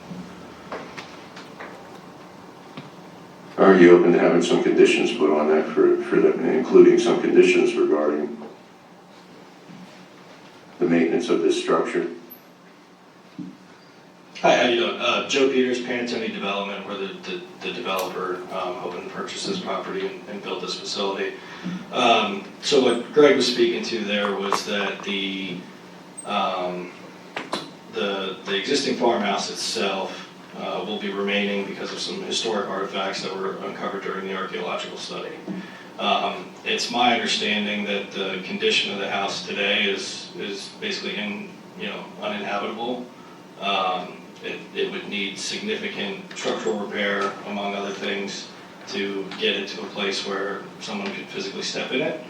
SHPO is aware of that, the State Historic Preservation, and they directed us to work with the Historical Barn and Farm Foundation, who has a local Cumberland County chapter, and we're working with them on visual mitigation impacts that include leaving the house there as a remaining artifact, and then bolstering their abilities to rehab some of the other barns and other historical features in Cumberland County so that they can be long-standing and exist.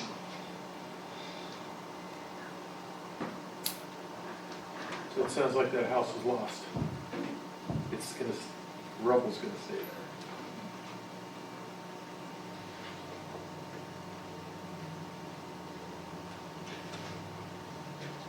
I'd still like to have their input, as far as with some kind of decision as to whether this is salvageable, what they're going to do with it, what they're recommending doing with it, and how it's going to be maintained in the future or not, before all this is settled.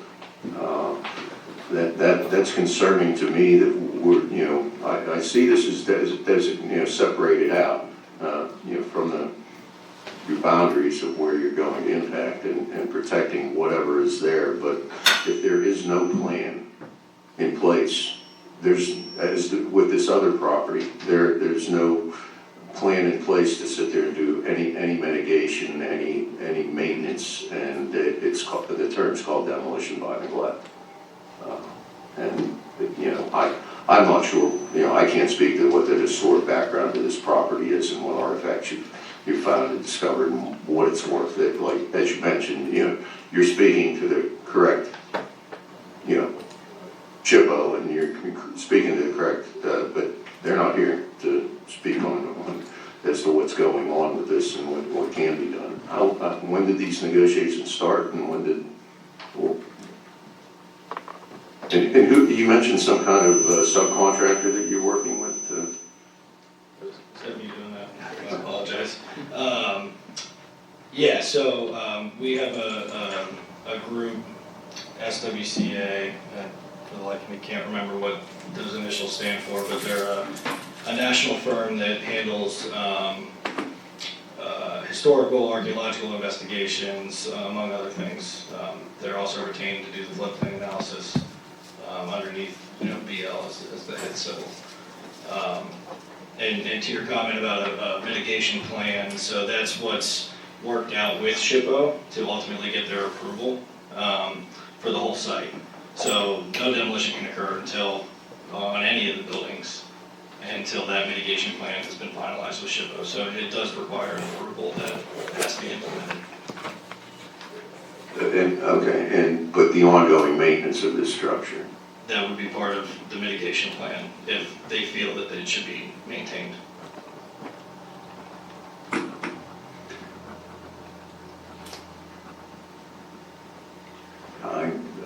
you having battled here, having our township battling with a corporate entity out of Boston and a subcontractor that's doing maintenance, and they have an organization like this that came in October to finally, and when I'm saying finally, they've been going back and forth for a decade now, with this particular owner, let alone the previous owner that they bought it from. And they had someone come in like this to sit there and do an engineering analysis, what it would take to restore this, and we still have not seen the report that was completed in November. And then, that's our report. Well, yes, it was done at our request, so we could determine what's necessary to sit there and prevent these structures from deteriorating any further. And again, it becomes an attractive nuisance and a problem, if these structures remain and continue to be deteriorating, which ends up, being a burden on the community because PD's going to be called because there's vagrants in it and that sort of thing. And it's not a burden that, we should be incurring. And if you're going to be the custodians of this particular, if the landlord or whoever is going to be the custodian, there needs to be some specific standards that say this is what will be done to protect this parcel. That what's there, the roof will not leak, the foundation will not be fracturing, the home will be, maintained to the standards that, that are dictated by them. And, I don't, that it would be useful to have this before we can approve these plans, because I'm not sure how this is going to, I've seen how this occurs before.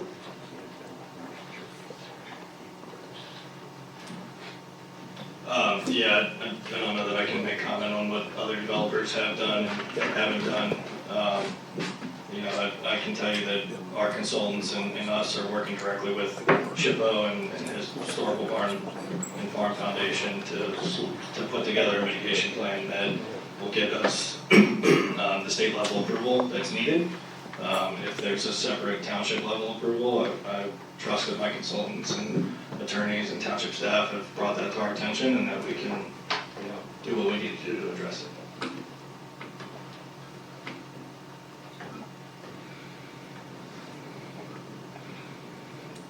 Okay. I have no further questions. Okay, thank you. Doug? So by the comments that were just made, end users not determined yet. It is envisioned though that it would be a 24-hour day operation, correct? Is that my understanding? Yes. Okay. And is it a possibility, I believe in a previous meeting, I could be wrong, but there's a possibility that this could also be physically divided for say 2 clients, things of that nature, or however many clients the market is drawing for. Okay. And before Aaron, before you start looking at Kurt's suggestions there, Sure. I need to point out that the access to Stevens from that end is currently paramount for the protection on that residential neighborhood on Stevens, because number one, the hydrants were placed in a manner at each end of Stevens for just that reason, because there was access at both ends. So that needs to be considered. Now that can easily be fixed by a fire hydrant in the middle of the curve there on Stevens, but nonetheless it needs to be part of the consideration on that. Do you think like those flexible delineators would be acceptable from an EMC perspective? I'll be totally honest with you, I'm not that familiar with it. Okay. So I can't comment on that. No, totally understood.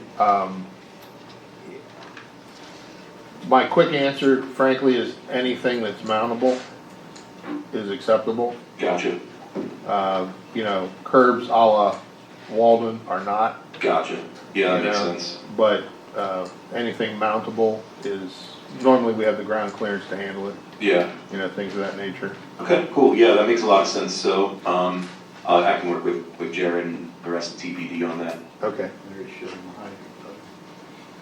Yeah, that particular, there's 2 on Stevens, one at that end and one up at the Texaco end, is what's laid out there. And again, laid out at the time for, that's laid plan at that time. How close do you have to be to that hydrant to use it? You're gonna wanna be. With the trucks? You're gonna wanna be within no more than 20 feet of an inlet of your truck. Because, which is another issue that we talked about with EMC, a lot of questions on the water supply there. You're at the, I don't wanna say the end of the line, but you're at the end of the line for the, for those of us that are old, the Mechanicsburg system. They keep changing names. I'm not sure who they are right now. I think it's Viola. I'm not sure. They're at the end of the line there, so there are hydrants in the township that don't require an engine to sit there. You merely, hook to them, and they create enough pressure on their own.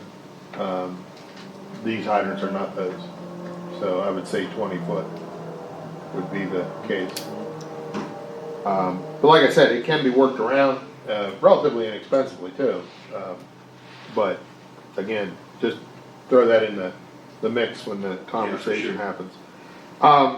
So we talked about 24 hours and the divisions of the building. Just so I'm clear on my only comment on the floodplain issues, I want to make sure I understand it. You've received all the necessary approvals on the CLOMAR, however you want to pronounce that acronym? We have one for the Clomar F permit. Right. So we made a revision that has to be resubmitted, and then we get final approval within about a month or so. So to use Aaron's terminology, you were in with Plan A, now you revise it to Plan B, and you're awaiting that approval. Correct. Okay. And you anticipate how long? I'm sorry, I know you 30, just said. 60 days? Within 60 days? Yeah, it's FEMA, so. I get it. Okay. I'm with you. Okay, I just wanted to make sure I understood what stage of the game that is. And the other thing is, and I'm being lazy here, I didn't scale it, but Kurt said it first, so I didn't mind saying it. Currently the curved roadways on the south side of the building, going from the two parking lots to the truck parking area, what are the width on those? It should be 30 feet. 30 feet? Okay. And are they gonna be curved? They should be curved. Okay. And do you have any plans for any bollards or anything of that nature where the dock doors are for man doors? Like, are you gonna, you're gonna have a man door here and there's gonna be two bollards out there and things like that? Yeah, it's part of the architectural plans when we submit it. Usually civil architecture has like that 5 foot. But to protect your staircases and stuff, there's typically the bollards there. I believe we are, if it was able to zoom way in, I think you were graphically showing some kind of protection. Okay. All right. And then, again, what rough estimation of dock doors on each side? I think there was 200 total. So 100 each, give or take? 220 dock positions. Thank you, Scott. So, all right, so 100, 110 on each side. All right. And again, that's from a graphic point of view, not, as these go through the building department, sometimes they don't always knock out all the panels, so there could be less. No, I get it. Okay, that's fine. And then my last item, I've said this on this project every time I've had the opportunity to comment on it.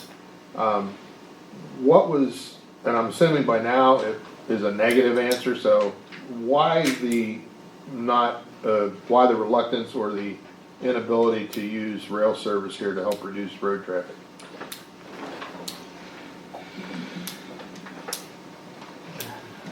Yeah, I'll try to answer that. I don't know that there's an inability to do it, but that's really user specific in most cases. Correct. So for instance, Whirlpool, they wanted that put in, and it's my understanding they rarely use it. Disagree with that. Okay.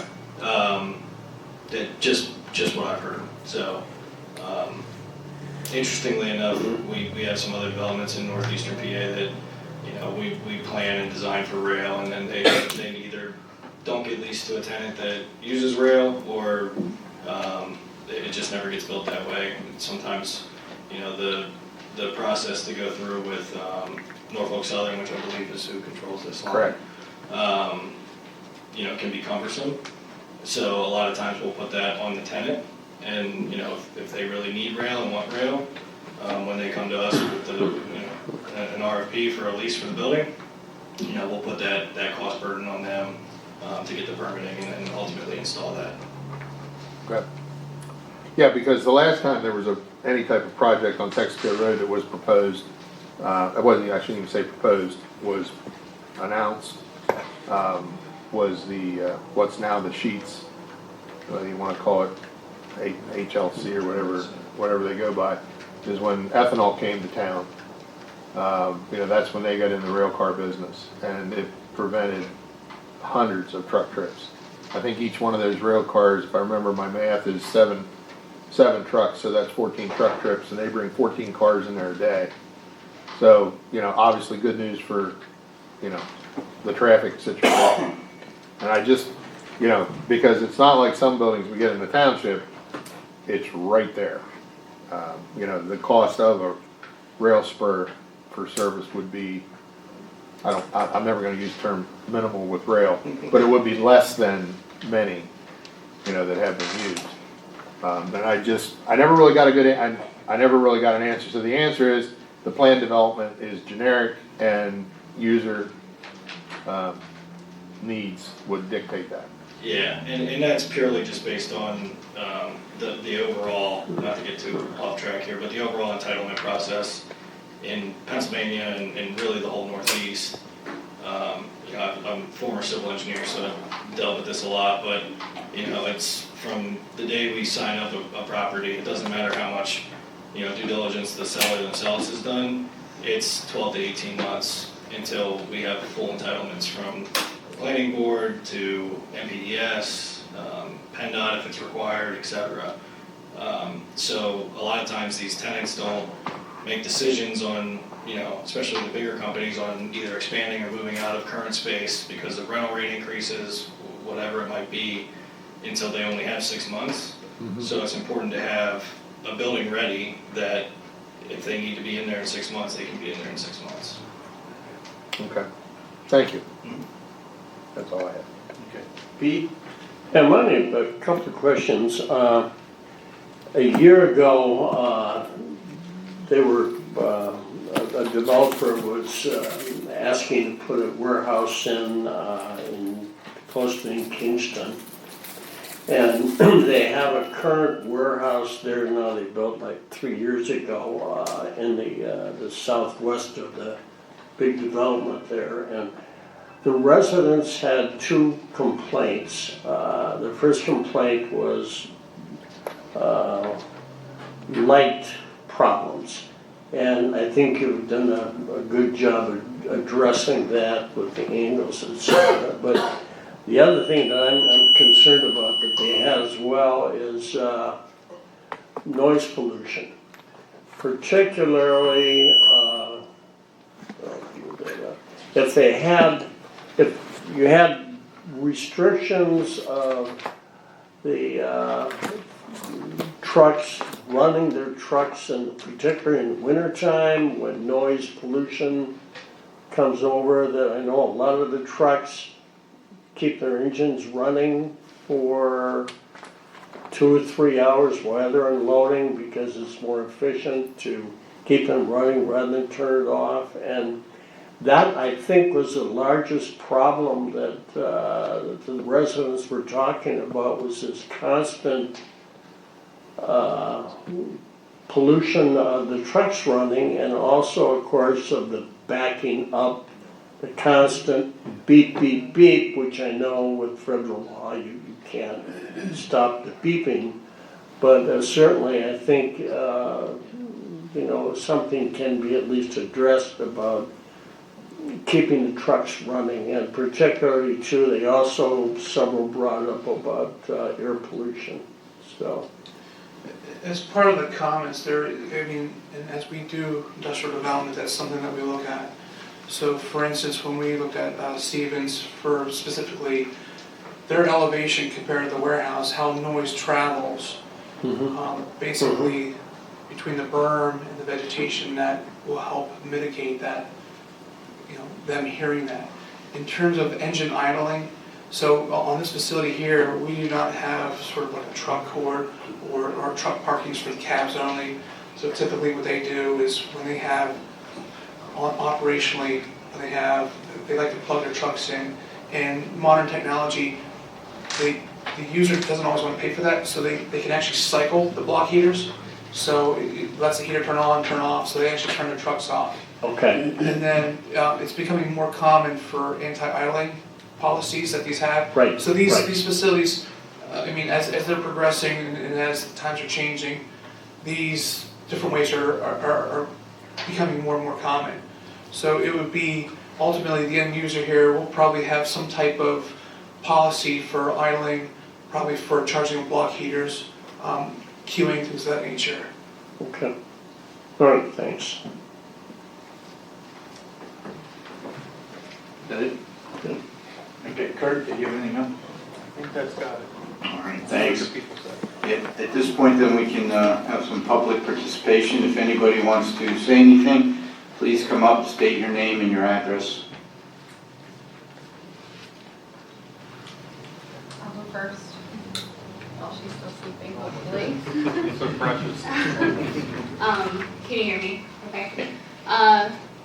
So my name's Ricky McLaren, and my address is 111 Stephen Drive. Could you actually pull it up on the aerial image, if that's okay?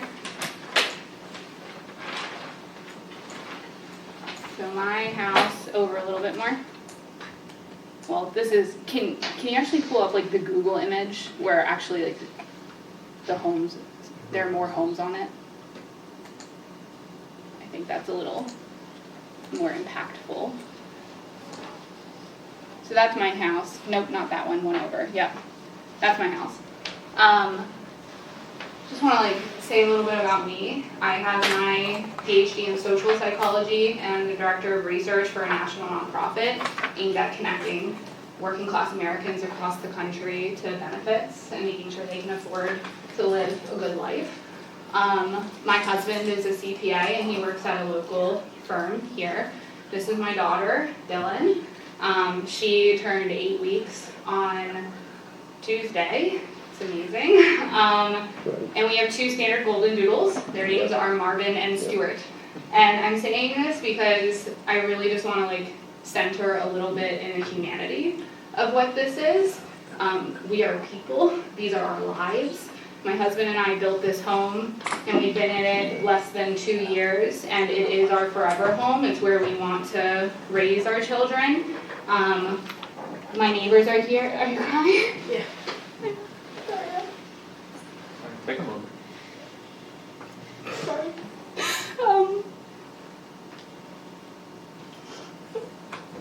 This is a big deal.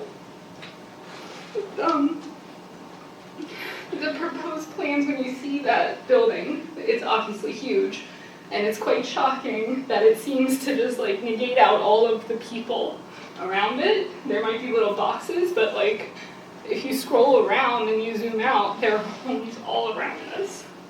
And obviously, ours is immediately impacted. But there, go over down a bit, those are all homes. This is a really big deal. And I really appreciate the commission for asking the questions they've been asking, because I can tell that you all know it's a big deal, and you're taking it seriously as well. I'm sorry, I shouldn't have looked at it. You did this to me.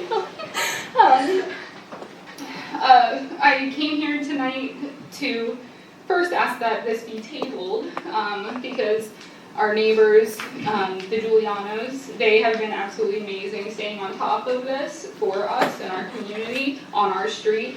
They've requested a right to know, they've been keeping us updated, but we just learned that this was on the table yesterday. So they reached out to several of us and they said, who can go? They are out of town, so I really wanted it tabled because they know more than any of us, and I'm so grateful for them because I was able to not stress about this while I was pregnant, and I kind of trusted them to keep us updated with what we what we needed to know.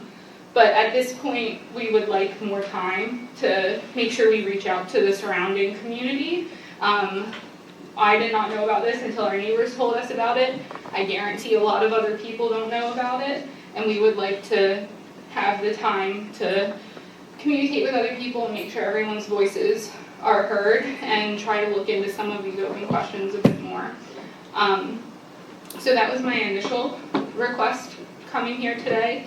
There are just some other things that I wanted to say. I understand that that there's going to be a consideration to try to address the traffic on Stephen Drive. I appreciate that. And I'm sorry, but it doesn't pass my sniff test at all, what you're saying. I think that there's an issue that we don't know how many people are going to be in a shift, like 100 to 200. I read in a document it was 603. I don't know if that's outdated or what, but even 100 during a shift change, as we were saying, that's 200 cars coming up and down.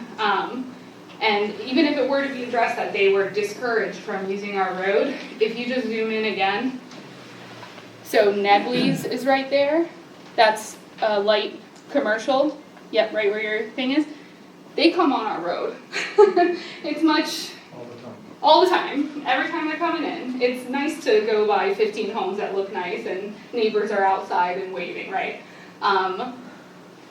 Also about the lights, Negley's actually has a light on the back of their building that shines straight into her room, and she's in my room, so we haven't had to address it yet. But like, I don't trust that the lighting situation is going to be taken care of either, because that's not supposed to happen. We are worried about noise. We are worried about air pollution for ourselves, our children, my dogs. I don't understand this whole end user thing, like how often does that turn over? Those are the types of things like policies for idling that will be created by the end user, like who's having control over that and who's monitoring that? Because if people just like go in and out, oh, okay, we have a new business coming in, we don't know how that's going to be taken care of. The 2 trucks going past, I think you maybe said like 20 trucks during the peak hour, but one of the documents that we had said it was going to be more like upwards of 150. So I don't know if what we got in the right to know is outdated or what, but I think total in the day it was over 300 trucks, like tractor trailers coming in and out. That's a lot in blocking our drive, but just like how that would impact the community and how that would impact our health and our safety. We have serious concerns, and yeah, so my request is to table. My ultimate request is to vote no on this. I just think that it would be a really disservice to our community, not just our street, but everyone around here. Not to mention, as I documented in my letter that I sent you all of the other issues on 114 and surrounding areas too. So I know we've been here a long time and my neighbors want to say some things, so I think I'll probably stop there. Do you all care if I just look at my phone to make sure I didn't forget anything? It's fine. Major? Okay. Sorry.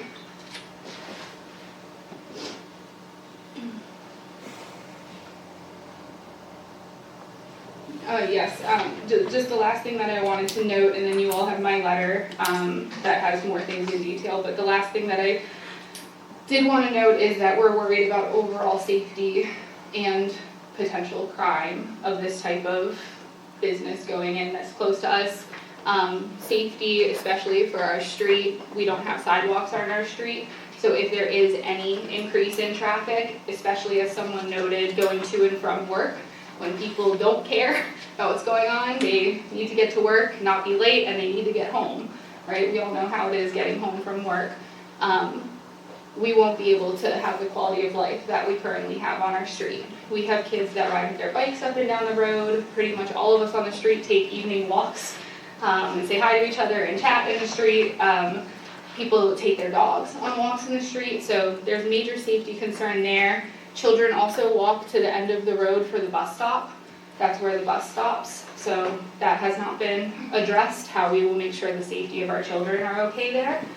And then also, a recent report noted that warehouses and distribution centers are targets for crime and theft. And that is extremely scary for us as well, especially with us being connected to it, but also just being next to it. So we would hope that the commission would consider that as they continue to look at this proposal. I'm sorry for crying.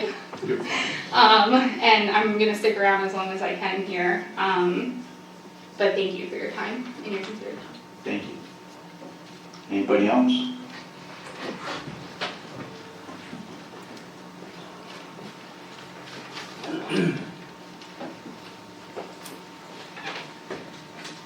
Good evening. My name is Kelly Kossel. I live at 108 Stephen Drive. I actually am on this, right where his cursor is, that is my house. We relocated to this area in 2020 during the pandemic. We had previously been in Delaware County for 15 years. So very familiar with a lot of development, a lot of long established neighborhoods. When we were in Delaware County, we lived on a street that was a throughway in and out of our neighborhood. And it was a serious safety concern for our children. I'll take a minute here to tell you that my husband and I live in that house. This is the reason I started crying before. I'll try not to do it again. With our 4 young boys, all under the age of 10. So, just give you a minute to, that's my concern, okay? I have 4 young boys who play in my front yard and in my backyard. They're really well-behaved children, but they're children. Sometimes a ball goes in the road. Just to piggyback on something Ricky said, we don't have sidewalks in the neighborhood. This is a 24-hour facility with 3 shift changes, stuff happening after dark. We don't have streetlights on Stephen Drive. So it is a significant safety concern. My biggest issue with this is the safety of my family and my children. I do have a lot of other things to say based on everything that was presented here this evening, but again, as Ricky mentioned, this was just added to the docket Tuesday, so we haven't really had enough time to formulate a very coherent response to all the information that we were given. So, once again, to echo Ricky, my request would just be to table this discussion for the time being, for at least until the next township meeting, if not beyond that, to allow myself, my neighbors, and surrounding neighborhoods, the people in the neighborhood across Texaco Road, I can't remember the name of the neighborhood, they actually also come and walk in the evening. They walk their pets. The children from across the street come and ride the bikes, because there are a series of, I believe, 2 cul-de-sacs, 2 dead ends. So they come and they ride their bikes in our neighborhood as well. So it's not just the 15 of us that will eventually be on Stephen Drive. It's across the street, it's the people behind us, and so on and so forth. So yes, so I thank you for your time. Again, my request would be to table it for the time being. Ultimately vote no, as Ricky said, but I understand that we can make that decision right at this point. So, thank you. Thank you, Kelly. Anyone else?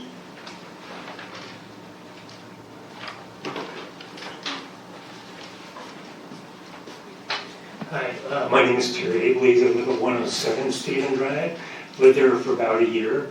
I didn't come with any prepared remarks, but I deeply, as I said, I learned just about this yesterday, and deeply concerned about, particularly about not only what Kelly was saying about the children in the street without sidewalks, but also about the traffic in the area is really concerned. Because, to me, a sign saying no access, don't access the road either for trucks or something, it's not necessarily you're not gonna have a police officer there 24/7.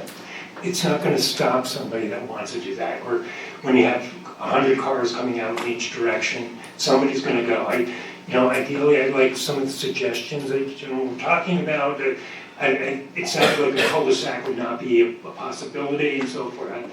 But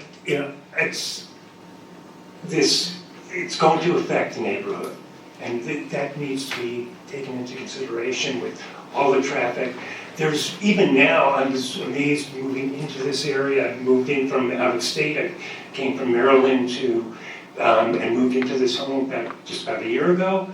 And I'm amazed the amount of truck traffic down Texaco, which is not that big a road. It's a 2-lane road. There's a lot of truck traffic going down already. And the oil tankers, you hear the brakes going, you hear the trucks going, and at all hours of the day and evening and night. And then if you have a 24-hour facility, it's going to be that much worse.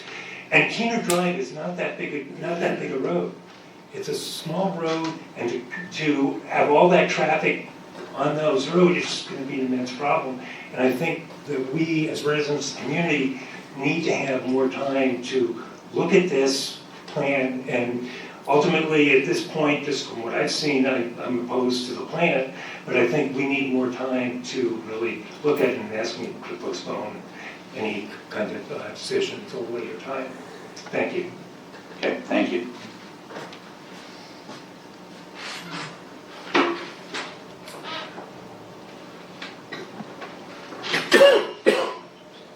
My name is Tom Hanson. My wife Beverly, we live in 109, and we moved about just over 2 years ago, built a house. So we had considered another location, Allentown, Trexlerville area, and unfortunately that place became such a disaster with respect to warehouses that we said it was not, it was just not worth living there, and it's just gotten worse and worse and worse. And I feel the same thing is happening here. I think we need to look at the overall picture, and as far as what we, as a community, quality of life, and the fact that we're even considering putting a 1.2 million square foot warehouse in the middle of residential area is like beyond me. And I agree, I don't think the traffic study passed my sniff test either. I'm an electrical engineer, been one for over 45 years. So, I think one of the first statements that I heard was the monetary benefits that this facility would bring to the township. I don't know what the monetary impediments would be, because I think the consequence of having big trucks driving all over the place is a wear and tear issue, and road repair and replacement is a cheap thing. I don't know, has any other options for this property been ventured by anybody, any other entity, as far as usage other than a warehouse? Anybody heard of anything?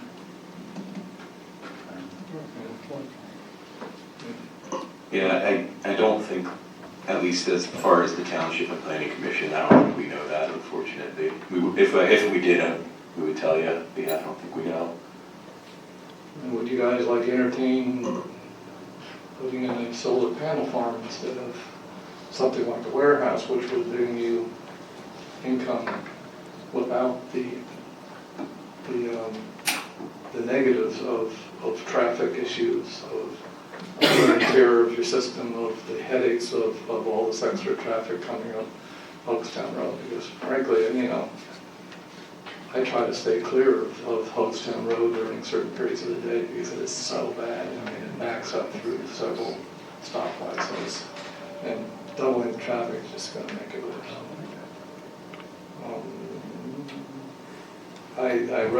I saw the original plans, and when I looked at this plan, I noticed that the sight lines were different, and it was confirmed by the admission that the whole building was being raised by 7 foot. And nothing else was changed to really address the line of sight. I think that, right now, I thought, the berms are only about 10 feet. And, I don't think that the trees and the bushes and stuff like that are really going to do much, especially with respect to noise. And I think the berms would have to be increased in size in order to compensate for the raising of the building. Just a personal opinion.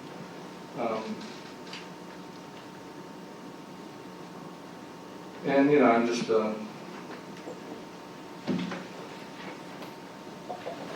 mean, everything else has already been addressed that was on my list here. But I just don't think that this is the right thing for Mechanicsburg, especially for this residential area. Okay, thank you. Anybody else have anything else new to add? Yes, Laura. I'm Laura Brown. I live on 13 Sugar Maple Way, which is in Mulberry Court, which is across the street from you guys. I am also a township supervisor. I do have several concerns. One thing I wanted, and Jamie, I'm not sure if you're familiar with this, but I thought there was a concept plan that was early on of a smaller warehouse on the general industrial side, and then on the other side maybe a storage facility. I think that was something that was considered. Yeah. Yeah, I mean, that seems like a little more reasonable considering all the residential developments that, also my question, I did had asked a long time ago when you brought that concept plan about having the main entrance go through the Eichelbergers. I see now it's an emergency route. Why not make the Keener Drive the emergency route and the other the main route? At least we'd be having trucks coming out near where the tank farm is, and there would be more, again, stacking room and for, you know, as opposed to being right next to Keener, Stevens, and then Mulberry Court. Sure. I'm gonna address some of your items there. So, yes, when this plan was, I think first, the plan here, that's more, was originally presented in 2022, so it sounds like it was actually before a lot of the homes were built. And at that time, I think it was an 800,000 square foot warehouse, and then to the right was either like a storage, it was a 5 acre lot, it was either storage or additional warehousing. So after, again, it's based on the market, different things, that plan had then now morphed into what you saw. Before that plan, there was a plan, and I don't know if it was publicly presented, but it actually had rail access. So there were 3 warehouses on the site that had access coming on from Norfolk Southern. So that first sort of attempt never really got any traction with developers. And then the second one was presented with a larger warehouse and then either self-storage or, and the idea back then was to, like the farmhouse was trying to use that, but again, there was some concerns there, and then it morphed into 2 warehouses, and then ultimately what happened here is it just combined into 1. So that was sort of the progression through time. And then you had a question. Not the other exit, not the other access. Why not make that the major access? Right, so when I believe initially we only had one point of access, which was Keener Drive, and that time that was just serving this property. As the plans progressed, there was an option for the next door neighborhood, which is Eichelbergers. So that came in later, and I think through coordination, it was determined that was better just as an emergency access than the main point. Yeah, it's also, so there's 2 properties between it. You have the towers, and you have that industrial use to the right. I believe the road width is narrow, and I don't think it would support this type of development. So there was an analysis to look at that, and that's why I think ultimately it resulted in just emergency access. And that was one of the concerns early on was one point of access, and we had entertained an option coming off Mulberry, but again, being in a highly residential area, it was negotiated. Hey, that's not a good idea. Let's see if we can come out there. So when that property was available, that sort of solved that and removed that connection piece from that corner of Mulberry. Would it be possible to explore that further to see, obviously the road would have to be widened, and I know, should be speaking into the mic, sorry. I think Doug and I had a conversation, I don't know if you remember this, but about pulling out onto Texaco from the Eichelbergers. We talked about that there would need to be a little bit of change in the road for people going left. Well, there was sight distance issues because there's what looks to be a very benign, I use my mother's term, crook in the road there, but it does create some visibility issues. And also there was a there was a version of this plan that early on that also had, I think it was trying to be limited to either employee passenger car use access off Mulberry Drive. That was also one of the things that was proposed or at least demonstrated at one point. Keeping in mind that, this plan has been around for a while. So there's been a lot of versions of it. Now here we are tonight, requesting to take action.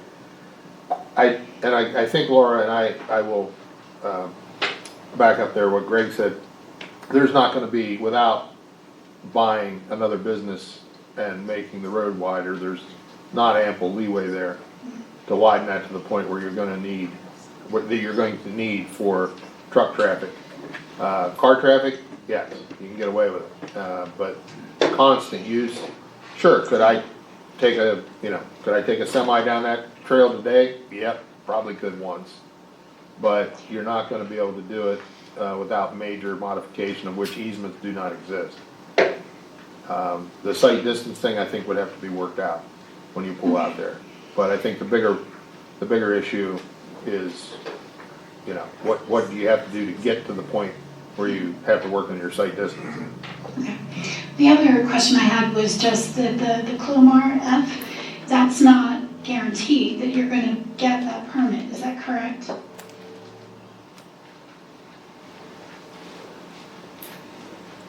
So to answer the question, there's different available permits. So right now, we believe with the information we provide with the coordination that we will receive that Clomar F permit. If there's some discrepancy or something else, there are other permits available that will allow us to achieve what we're looking to do. Does that answer your question? Right. So you're saying it's pretty much a foregone conclusion that you There's a path forward through FEMA, yes. I just was wondering why pushing this through when that's not done yet kind of didn't make sense to me. Like, it would make sense to me to wait until you got the permit and then continue on. Yeah, so that, being an outside agency permit, so this project actually, I think we first submitted early this spring to the township. So we've done several iterations and really tried to work with the township and get a clean comment letter. Being an engineering firm and doing this a lot, usually you'll see comment letters with multiple pages. If you actually look at our technical comments, it's very minimal. So we've been working with the different agencies, both here and there, on this permit. I think it comes down to just like the overall timing and everything. So through the permitting of this allows other things to happen for the developer. And then through the approval process, those outside agencies, which is an allowable condition of approval, come together.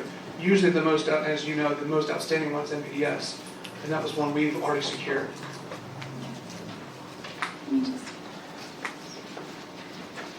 I just wanted to thank you. I appreciate you answering my questions. I appreciate your patience. And to all of you guys, I appreciate the chance to talk. Thank you. Thanks. Anybody else have anything to add? All right, did you want to address any of that or at all? Or do you have any follow-up or? I don't think so. I think we've sort of gone through as the questions were asked and raised and addressed all of them. And as was mentioned, the plan was filed, I think, back in February. It's been tabled since March, I believe, yeah. Yeah, so, and again, this is the first evening when we're having this discussion, but it's not something that was just dropped. It's actually been a plan that's been reviewed, and we've gone through multiple reviews with the township. And so, given the fact that we do have what we would consider to be fairly clean review letters, our request would be to, if the planning commission would make recommendations on waiver requests in the plan so that it could move forward to the board of supervisors, that would be our request. So at this point, you're not willing to, you don't want a table?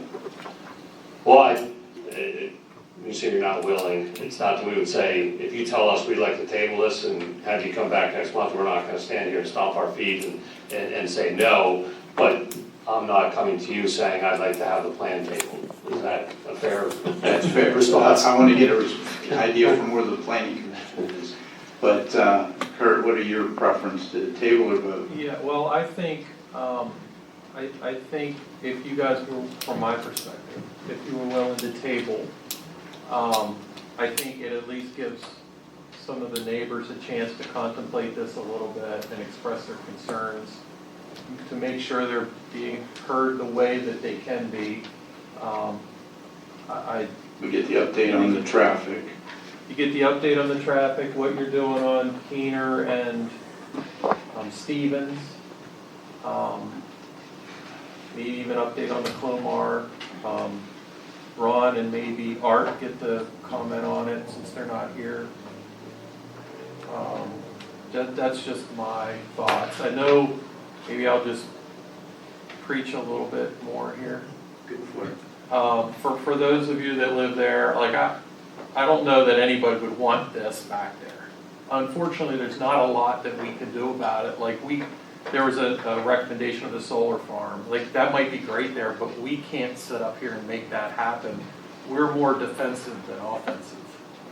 And so, you know, when a person owns property, they have the ability to develop it according to the way the ordinances are written. And unfortunately, sometimes we're sort of stuck with that.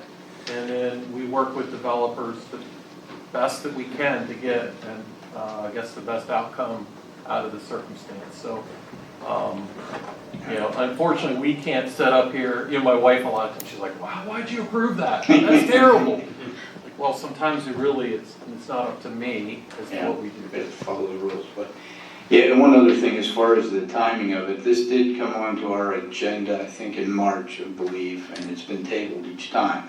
Now, what happens is on Monday of the week of the Planning Commission, they have a final in-house review, which determines which plans are going to come to us, which are going to be tabled, and that's when they post it. Usually, it's sometimes Monday, sometimes it's Tuesday, depending on when that occurs. So it's not like this snuck up on you. It has been on the agenda for a few months. It's just when they finally came in to be able to present was this week, or this month, so. All right, Randy, review your position. Yeah, and to build on what Ray had said, you know, if we're following, and we can go above and beyond in following what the state recommendations are, but their requirement is an agenda for a public meeting be posted 24 hours in advance. I sometimes feel it's very unfair myself personally, but that's the letter of the law, and then that's what Kurt was referring to too. You know, we have these state regulations that come down. What our control is when we developed our comprehensive plan, when we developed our zoning, when we do that, we are just all humans, and we're doing the best we can to come up with what we think is going to happen in the future. And unfortunately, we don't anticipate all the options and their unintended consequences. And we try to correct these things and move forward as we go. But in regards to your plan, gentlemen, you know, I really did appreciate the perspectives that you presented, the views. That's helpful. I hope it works out that way. But I really don't consider it a complete plan until we have a resolve of that, what's going on with the Historic Commission and the State Historic, and what's going to happen with that particular remnant of the farm. And I'd really like to see something on that. Okay, Doug? Yeah, I think that's the best thing to do. For you folks that are out there, I want you to understand something from me personally. First of all, thank you for taking the time to be here tonight. Some of you wrote letters, some of you didn't. But what has been, my colleagues have pointed out is, what we're guided by. And I'll be in total transparency. Where this discussion and concern should have happened was before most of you folks even lived there. And that should have happened when we were doing the comprehensive plan. which was reviewed not long, frankly, before you folks bought those homes, built those homes. But it is what it is, and I don't mean to minimize that, but that's about as flat out as I can say it. I personally, I was on the planning commission when the comprehensive plan was reviewed and zoning enacted and so forth, and I did not see that parcel in the understanding of where it was on what, I don't want to say on what side of the creek, but what was available because of the location of that parcel.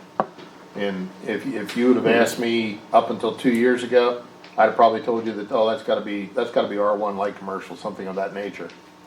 I missed that. I'll tell you that right up front, but that I will tell you is a mistake that I made.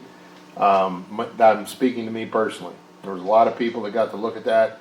Obviously, the majority of the people that looked at it, I'm gonna assume are smarter than me, and they didn't feel the need to act on it either. So that's how we get here.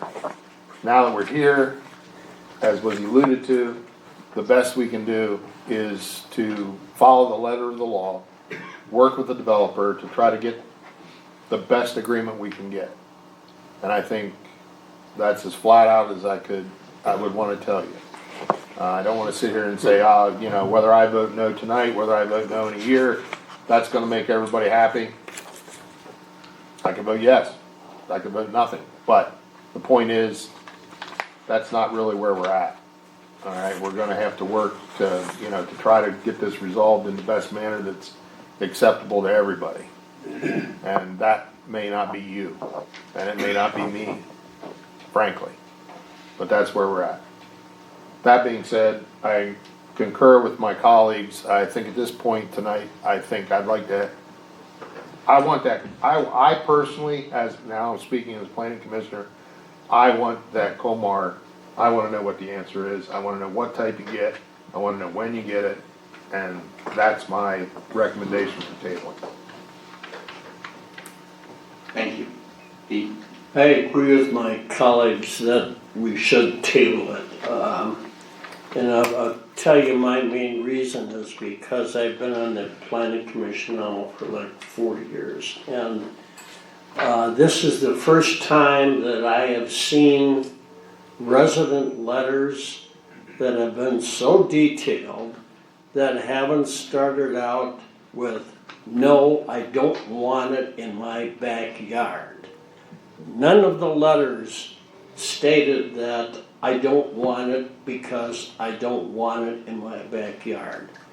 There were concrete reasons, concerns, safety, etc., and I think those really have to be addressed. So I'm all for tabling it for at least 30 days. So that's all I've got. Thank you. Having heard all of that, do you have a motion, unless you want to address something? No, well, yes and no. Understand the tabling of the plan, and again, although that's not a request, we're not certainly opposing that. One thing that may be helpful though, we do have the waiver requests, and just in terms of revising the plan and addressing comments, if we had either action on the request for waivers or at least an indication that there are no issues, that helps us just moving forward. I think that's fair, I agree with that. You guys don't have any problem with the waivers, do you? The donor reminded me I had a question on one of them. Okay, do you want to ask it now or wait till we get to that one? I can ask it now. Okay. Eric, can you tell me, what's the facility bottom elevation? Can you dumb that down and explain what that waiver's about? Yeah, sorry, I turned that off because of the feedback. Which waiver was that? I have Roman numeral V, the rest of that V5. Okay. 304L2. Yeah, okay. So the facility in this case is referring to the stormwater basins. And so our ordinance, our stormwater ordinance, and most throughout Pennsylvania do not allow you to put the bottom of a basin, because it's supposed to store water, beneath the floodplain level, because what can happen is that when it floods, the water can infiltrate through the basin berm and fill up the basin taking up the water that it should be storing from the rain. So that's the purpose of that requirement, and that's where it comes from. However, then you have to weigh that against a legal standard. Now, you guys know, I always play amateur attorney. Don't take this as true legal advice as an engineer, not an attorney, but regardless, if a property has a hardship, which in this case, and this is why we are recommending approval of this, if they have a hardship, which is something unique to the property that prevents them from utilizing it, in this case it is zoned for a warehouse, they are allowed to put a warehouse there. All of that floodplain essentially makes it nearly impossible for them to put a basin on the property and comply with this requirement. So they dug in basins that are the bottom of the basin, the facility is beneath that floodplain. But to make up for it, to make sure that the floodwaters don't get into there, they're actually lining that basin with an impervious liner, and that liner has a certification from, I believe you guys worked with a geotechnical engineer of some sort to verify that it can withstand the pressures and the seepage from the floodplain so that that capacity won't get sucked up by the flood, but will actually store the water it's supposed to from the runoff. So that's what the waiver is about. They both, I would argue, for the township's sake, again, I'm not arguing in favor of the developer, I'm arguing because of this legal standard that we have to comply with, and if we don't, we could end up in trouble, that we probably should approve this. They probably have a legitimate argument of hardship, and they are also providing a reasonable alternative, which is, hey, we're gonna line these basins to make sure they work. That is also another waiver criteria, so they only really need to meet one, they've met two. So hopefully that helps explain it and why we're recommending approval. Thanks. One follow-up thing to mention, on the agenda, it lists 7 waiver requests, and there actually we're down to 6. So Romanet 6, Stormwater Management Ordinance 305.C.9, that waiver is no longer required. So based on the agenda, it would be Romanets 1 through 5 and 7 are the waiver requests that are before the Planning Commission.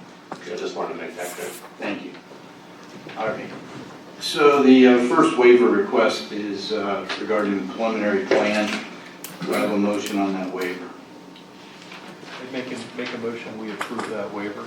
Second. All in favor? Aye. Anyone opposed? Second one is, waiver is regarding the plan sheet size. Do I have a motion on that waiver? Make a motion, we approve the waiver. Do I have a second? Second. All in favor? Aye. Anyone opposed?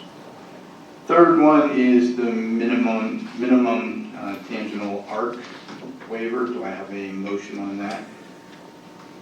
Mr. Chairman, I'll make a motion, we approve the waiver. Do I have a second? Second. All in favor? Aye. Anyone opposed? Third one is the minimum pipe size. On fourth one, I'm sorry. I'll make a motion that we approve that waiver. I'll second. All in favor? Aye. Anyone opposed? The fifth one would be that we were just talking about, the facility bottom elevation. Do I have a motion on that waiver? I'd make a motion to approve that waiver. I'll second. All in favor? Aye. Anyone opposed? And the last one would be the maximum gutter flow depth. Do I have a motion on that waiver? I'll make a motion, we approve the waiver. Do I have a second? Second. All in favor? Aye. Anyone opposed? Okay, thank you. Then do I have a motion on the plan itself? Mr. Chairman, I make a motion on the overall plan to table the overall plan. Do I have a second? Second. Second. All in favor? Aye. Anyone opposed?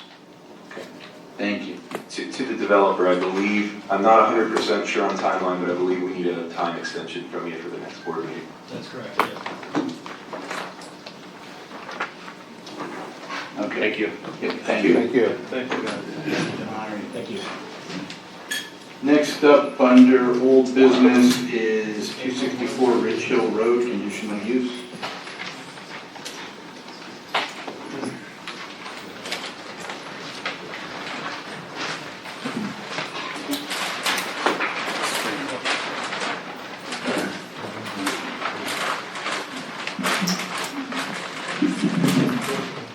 Good evening, gentlemen. I'm John Melham from Melham Associates in Harrisburg, and we're representing our client, Mr. Harun Rashid. He and his wife reside at the subject property at 264, Ridge Hill Road.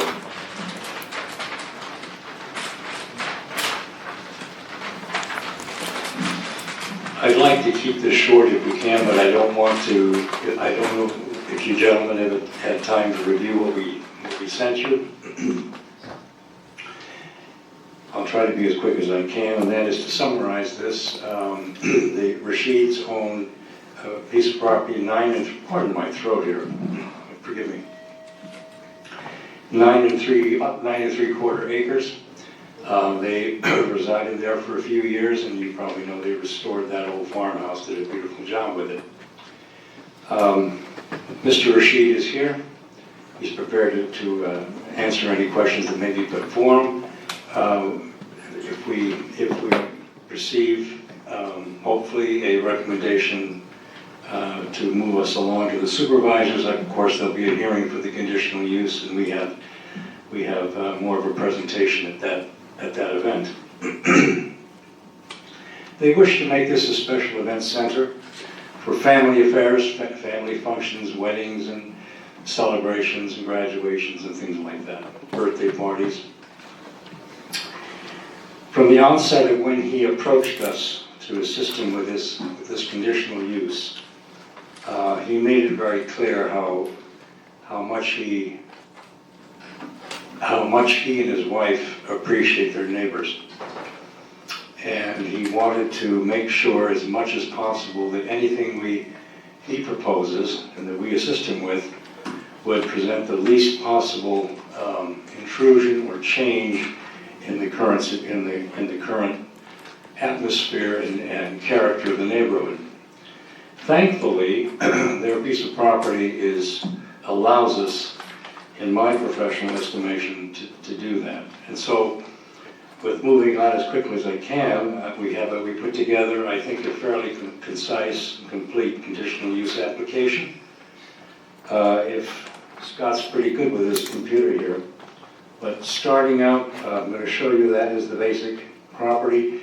Quickly, the northeastern border is about just under 1,100 feet long. We've got about 442 feet here, about 800 feet coming along here, and then a short tangent of about 150, 60 feet, something like that. So it's a good-sized piece of property. Before we did anything, we looked along this pleasant neighborhood here of Ridge Hill Road, and if you've had time to read the narrative, and frankly, I wrote most of this narrative, so if you took time to read what I put in there, if you had the time, we analyzed the existing setbacks, which are about 50 feet from the road of existing homes. It's a lovely neighborhood, well landscaped by these people. They take excellent care of their property, as do the Rashids in restoring this house here.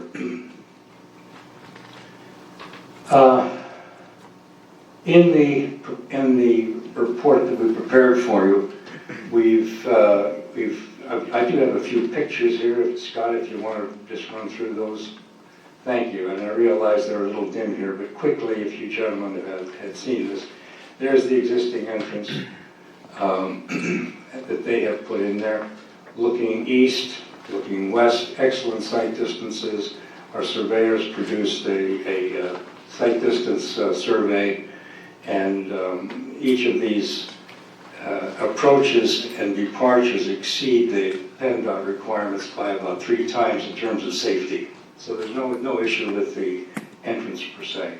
There is the barn. The primary barn, as you can see from this photograph here, is about 230, the front face of it is about 230 feet from the edge of road. I'm using edge of road as a visual basis because people can see that. They can't visualize the actual building setback line, which may be 35 feet. So we have roughly from here back about 230 feet. That is the main barn to be used for the special events. It is flanked on the left side by a smaller pole barn. Dimensions of the main barn are approximately 72 by 46, something like that. The small pole barn here is, I think, more like 42 by 60. The face of this is about 180 feet from the road.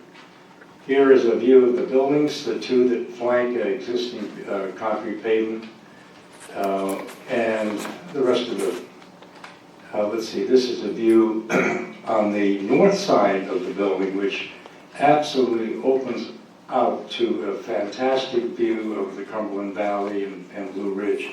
These photographs that I took are kind of squashed horizontally just because it's my phone camera. But if you ever get the chance to come out there, and if this proceeds, I'm sure you will, you'll see what we're talking about. So that is basically a walk around the property. If you want to move on, Scott, please, to what we have done here. And if you can zoom in, Scott, I would appreciate it a little bit. Thank you. Start with the road, if you would, with the entrance.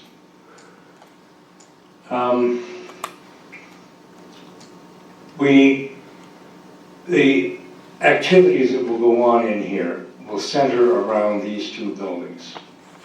You've read in our report, there will be no outdoor music.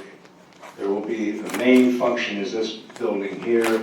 The smaller building could be a place for the religious aspect, if it's a religious event. It's just the auxiliary building, which could be used for any number of family affairs.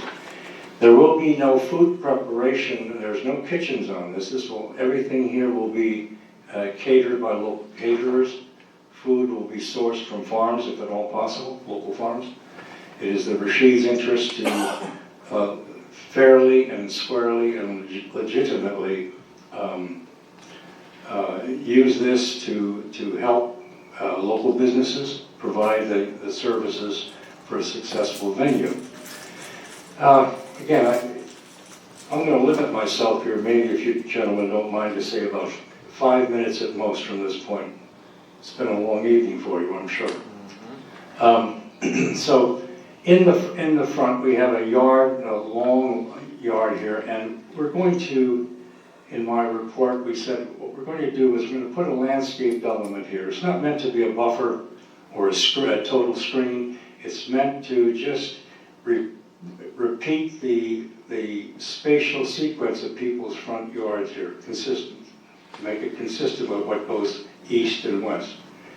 And what that will do is it will be a landscape element to partially buffer the activities that are happening here. Again, from here down to here is some 230 feet. So let's just keep this scale here.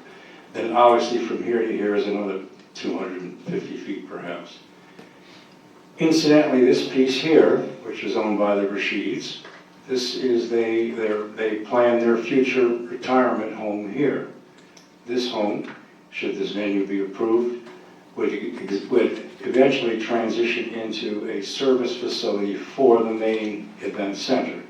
Changing rooms for brides and the bridegrooms and the various preparations for, if it's a birthday celebration or if it's a wedding, whatever. It's a lovely place and there's all kinds of room to support those activities. More to the actual use of the facility, the existing driveway will be marginally widened as we would have to. There's a rotary here, and what we're doing is we're going to have a drop-off here, and all the parking is going to go in the back, on the far side of the building, out of sight from everybody, virtually everybody. This long existing driveway really prevents any tailback of entering cars coming in, simply because of the length of it. From here back to here has got to be about 250, 60 feet. And again, drop off, limousine, the occasional bus perhaps. We hadn't thought of buses except in the Township staff review. They asked if we have enough room for limousine and buses. It was a thought we really hadn't put into it as far as buses are concerned, but there is space in a design here to do that. A primary function will be weddings, and that has its own particularly set parade, if you will, of events and ceremonies, and, you know, from the entrance of the bride and groom and the waiting people here and the usual activities that go with the wedding. But this is the drop-off. All the cars go back here. The topography, and again, forgive my dryness here. Topographically, from the entrance up to here, I think it rises maybe 6-7 feet. But from this point down to the far northwest corner, there's a drop there of, I think it's like 60 feet. And I stress, although this is a typical photograph taken in wintertime, it de-emphasizes the strength, the height, and the maturity of these trees that align the north side and the south side, or east or west, depending on your orientation here, of the property. The same on the southern side, on the northern side. The parking would be back here. It's tiered the way you can't see contours, but trust me, this works with the contours, and it would step down to provide a terraced, tiered parking lot. The way we've conceptualized this is a one-way system, angled parking, so people aren't backing up and some going right and some going left, and you have kind of a tangle there as people are trying to leave an event. So we've taken some time, and again, it's only a sketch plan, it's only conceptual, but the idea is to make this a very easy, smooth system to enter and for egress and also for departure. Down here in the back, we've shown a sort of an amphitheater. You can't see the contours, but there's a natural bowl here. This is not designed as an in situ concrete facility. About the only, and Aaron and Scott will correct me if I'm wrong here, about the only comment they got us on, something here that didn't comply, was that there is a 100-foot separation because this is zone agriculture, this is R1, and this is R1. This, of course, is the park, or over here is the park. There should be a 100-foot spacing between any activity here and the agricultural side. This line here is the 50-foot separation for a buffer. And your eyes will tell you that if this is 0 and this is 50, gosh, we have a couple of these folding chairs a little less than 100 feet. So, all right, we'll move those chairs or whatever. And the lighter shade is simply a mode area so people could walk through. So this is designed as a very casual, as it should be, a farm-type wedding, not so much structure, but just simplicity, and chairs like we're sitting on here, although they'd be single ones, they wouldn't be chained together like this or attached like this. And the storage for that, there is a third building here which could be restored for that purpose, also restrooms. Speaking of restrooms, the property is served by a public sewer right about down here, there's a hydrant as well along our side of the road. I think my 5 minutes are up. We can move on quickly to the building though. If you would get a shot of the barns, not a shot of the barn, but if you would go to the graphic of the, thank you, Scott, very much. This is the simple pole barn. This is the main barn itself. Those of you who like history, as do I, those of you who like to see farm buildings preserved, as do I think everybody, realize that to do that, people have to have money, serious money.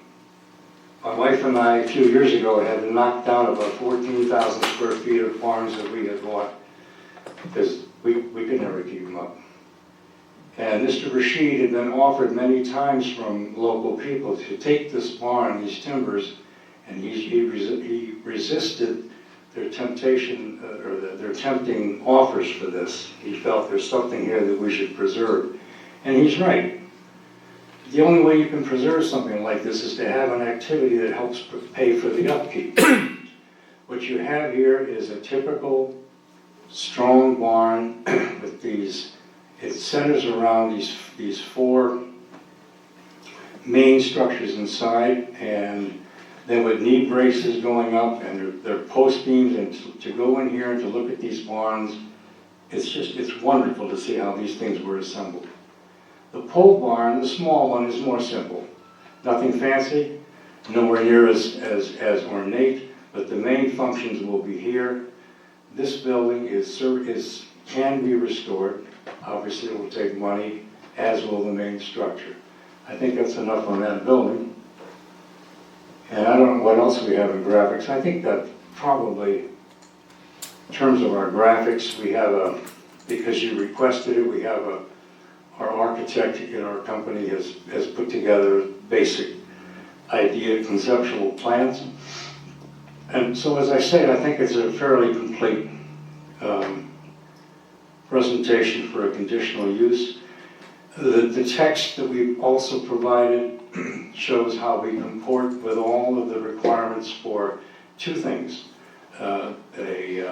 Activity center, and secondly, the conditional use. I won't bore you with those 8 and 10 various criteria, but if you read there, you'll see I think we comply with those.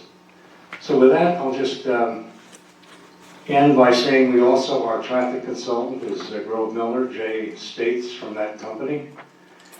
He's produced some information at the end of our report presentation, giving the projected traffic counts on this, and there's nothing there that should raise any professional concern, let's put it that way. We're sure that if this moves forward, we will at some point be asked to produce a traffic study, and of course we'll do that. We have no arguments or issues with staff comments at all. And I appreciate their comments because their comments refer to the supervisors may wish to ask or may do this, and we have no argument with any of that. We may make some requests of the Board of Supervisors, but not of you gentlemen. So with that, I'll just be quiet. And again, I apologize, I should have brought some water here. Okay. Ray, anything else from staff? No comment here. Anything from Gavin? I didn't really get a chance to look at this until now, but I did have just one quick question. You said there was public sewer. Is that going to be for the restroom on the event site as well as the residents? God bless. Excuse me. Are both going to be set up for public sewage? I'm going to do who was this, a Marco Rubio about 5 years ago? It was, yeah. A weird, you're not doing the weird thing, man. Oh, man, is that fabulous? Thank you. Thank you, Jerry. I don't mean to make a spectacle of myself, I'm sorry. I'm sorry. No, the plan would be obviously to put the restrooms on public sewer. The restrooms and the future home would be on public sewer. Correct. I would assume so. We haven't gotten, about the future home? Probably would, yes. Future residents, yeah. I didn't know if you were planning any sort of on-lot system for the... No. For the event center. No. I have no other questions. Thank you. Aaron? Nothing to add? Eric? Parking lot lights, would be, is it too early to ask about Yeah, that? Or probably. Again, the tone of this is within the allowable aspects of the ordinance. The lighting is going to be more decorative as you would want if you're throwing a party. We're not going to have broadcast lights and all that type of thing. We'll provide what light is required by code. They will be required at land development to provide parking lot lighting of some sort. They could always ask for a waiver too at that time, but yeah, the standard requirement is lighting. Got it.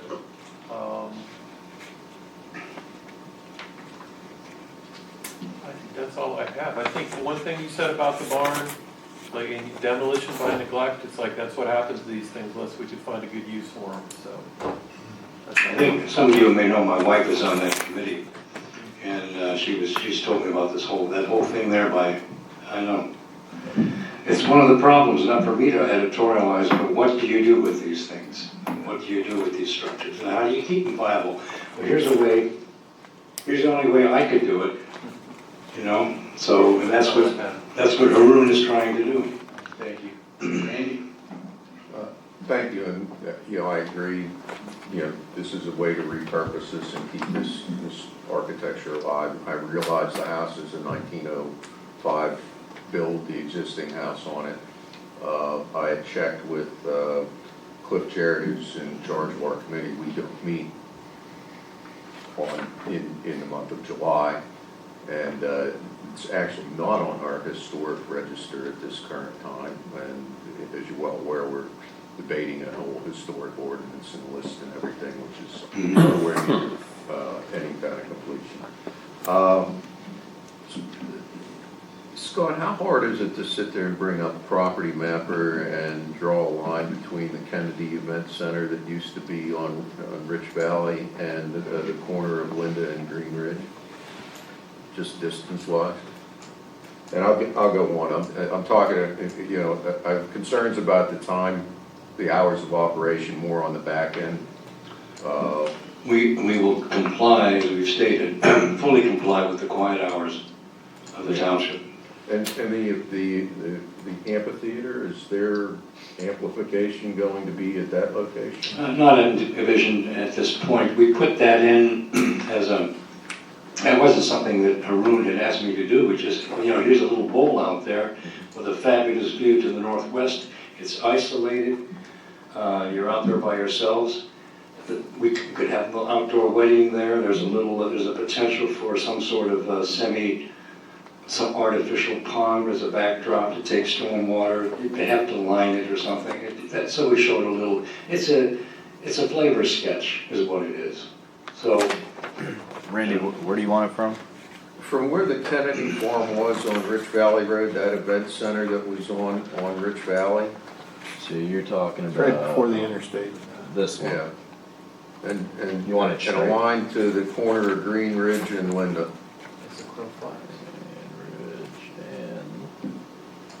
That's Beach Grove. That's Kelly. That's one. and I should say, if you have any questions of our client, Haroon is sitting That should right be there. it, Scott. And his voice is more pleasant than mine. So what's that, 4,000? That's to the back part, so, yeah, I like don't know 40. exactly where they operated on that facility, but when they would have events at that location, I knew what part of the wedding was going on. I knew they were throwing the bouquet. I knew that's how loud they operated that facility. I think the acoustics of where Mr. and Mrs. Rashid's property, they are, when I didn't understate it when I said their property is blessed for something like this. Just the way it lays out and how it's surrounded by the park on the north side there and 81 further down. And if you hear anything, it's 81. Oh, I'm well aware of 81 at my place. I actually thought my neighbor was having a wild party and walked over to her house. That's how loud the noise from that facility was. That's why I'm concerned about amplifications exterior of these structures. That facility was kind of isolated. These other people were kind of on top of his neighbors, and I understand that. I just want to make that just bring that up because that's there. There's a proposed second house on this property. Is the zoning allow for this? Well, we would subdivide that. Okay. And I don't know off the top of my head, but I know in general in Pennsylvania, you are allowed to have two primary uses or principal uses on one lot. So arguably, I don't know have the sections of the ordinance, but arguably, yeah. Well, one remains habitation, and you have two houses on the You same could, lot. yeah, you could. Now, we are allowed per the MPC to regulate that practice, so that's why I say I don't know exactly what our zoning ordinance says. It may say that's not allowed here, but in general, it is allowed throughout Pennsylvania. I don't think Mr. and Mrs. Rashid will be building that house. They've got a lot of money to spend on this other thing first, so. I understand. And at that point, we would either subdivide if they want their home. It's an oversized lot, or it's an oversized area. Well exceeds the R1 requirement, so to be determined. Yeah. But Aaron's correct, in the Commonwealth, you can have two with certain conditions. And was there any research done into the history of this house? You'd have to ask Mr. Rashid. I think he. No, we haven't actually, and I did try to look. I couldn't find any record of this being a historic property. Actually, I don't even know when the barn was built. I only know when the house was built. Yes. So my guess is that this is about 60 to 70-year-old barn. The previous owner, why we think of having another house there, previous owner's father, who passed away, he had that all worked and sewer connected to that lot, but life did not give him the opportunity to build a house there. He wanted to build. So God bless Miss Rowland, Mary Rowland, my neighbor right across the street. And she used to tell me, she passed away about a month and a half ago. I went to her funeral. She used to tell me everything about the previous owners and what their plans were. She'd been living there for a very long time. She was in the military, and she was a widow of a colonel herself. So this I know from her. And she's, God bless her, she's the one who proposed, Arun, why don't you go put a event center here? Why are you wasting this property? And I myself, by trade, am an electrical engineer. I work for a technology company in control and automation, industrial control and automation. So that's when I started talking and put this thought together. Then my plan was very clumsy. I was asked to hire a professional. And then I spoke with my next door neighbor, Mr. Sterling. I said, listen, Mary suggests this, what do you think? He says, I know you now. I know there will be no concern with you. I trust that this will be a great, what you've done with the house, it will be a great location for us to be next door to. So I'm all for it. So I think if needed, I can request that he comes in.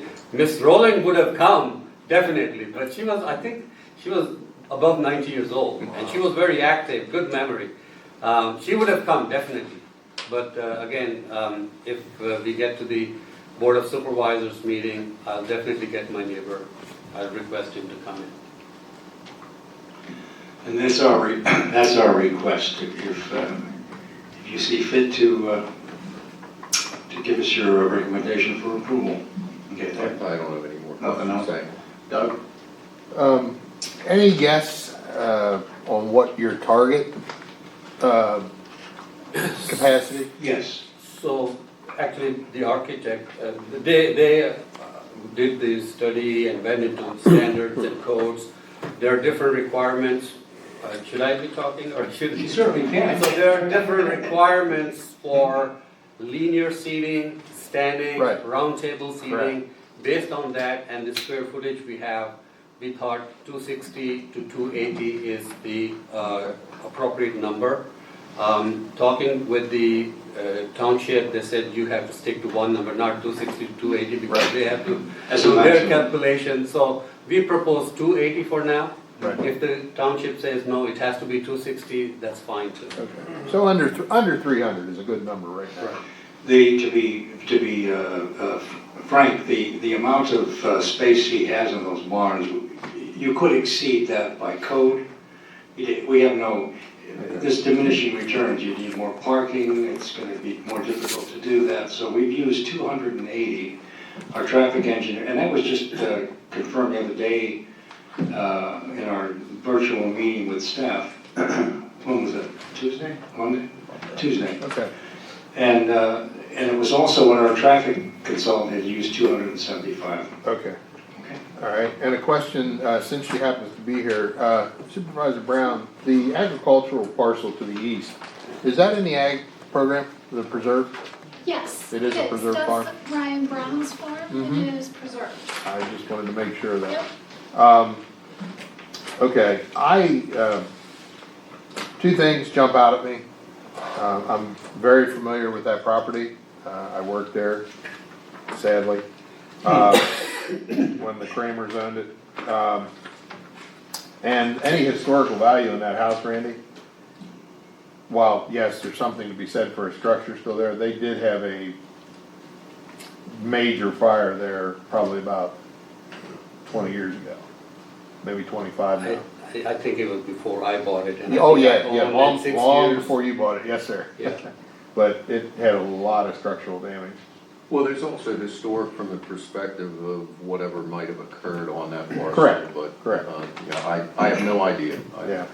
I have two concerns. One, that's absolutely the worst section, okay, second worst section of Ridge Hill Road, as far as width and things of that nature. I think the intersection at Ridge Hill and Locust Point would be a problem with increased traffic, even on an event scale.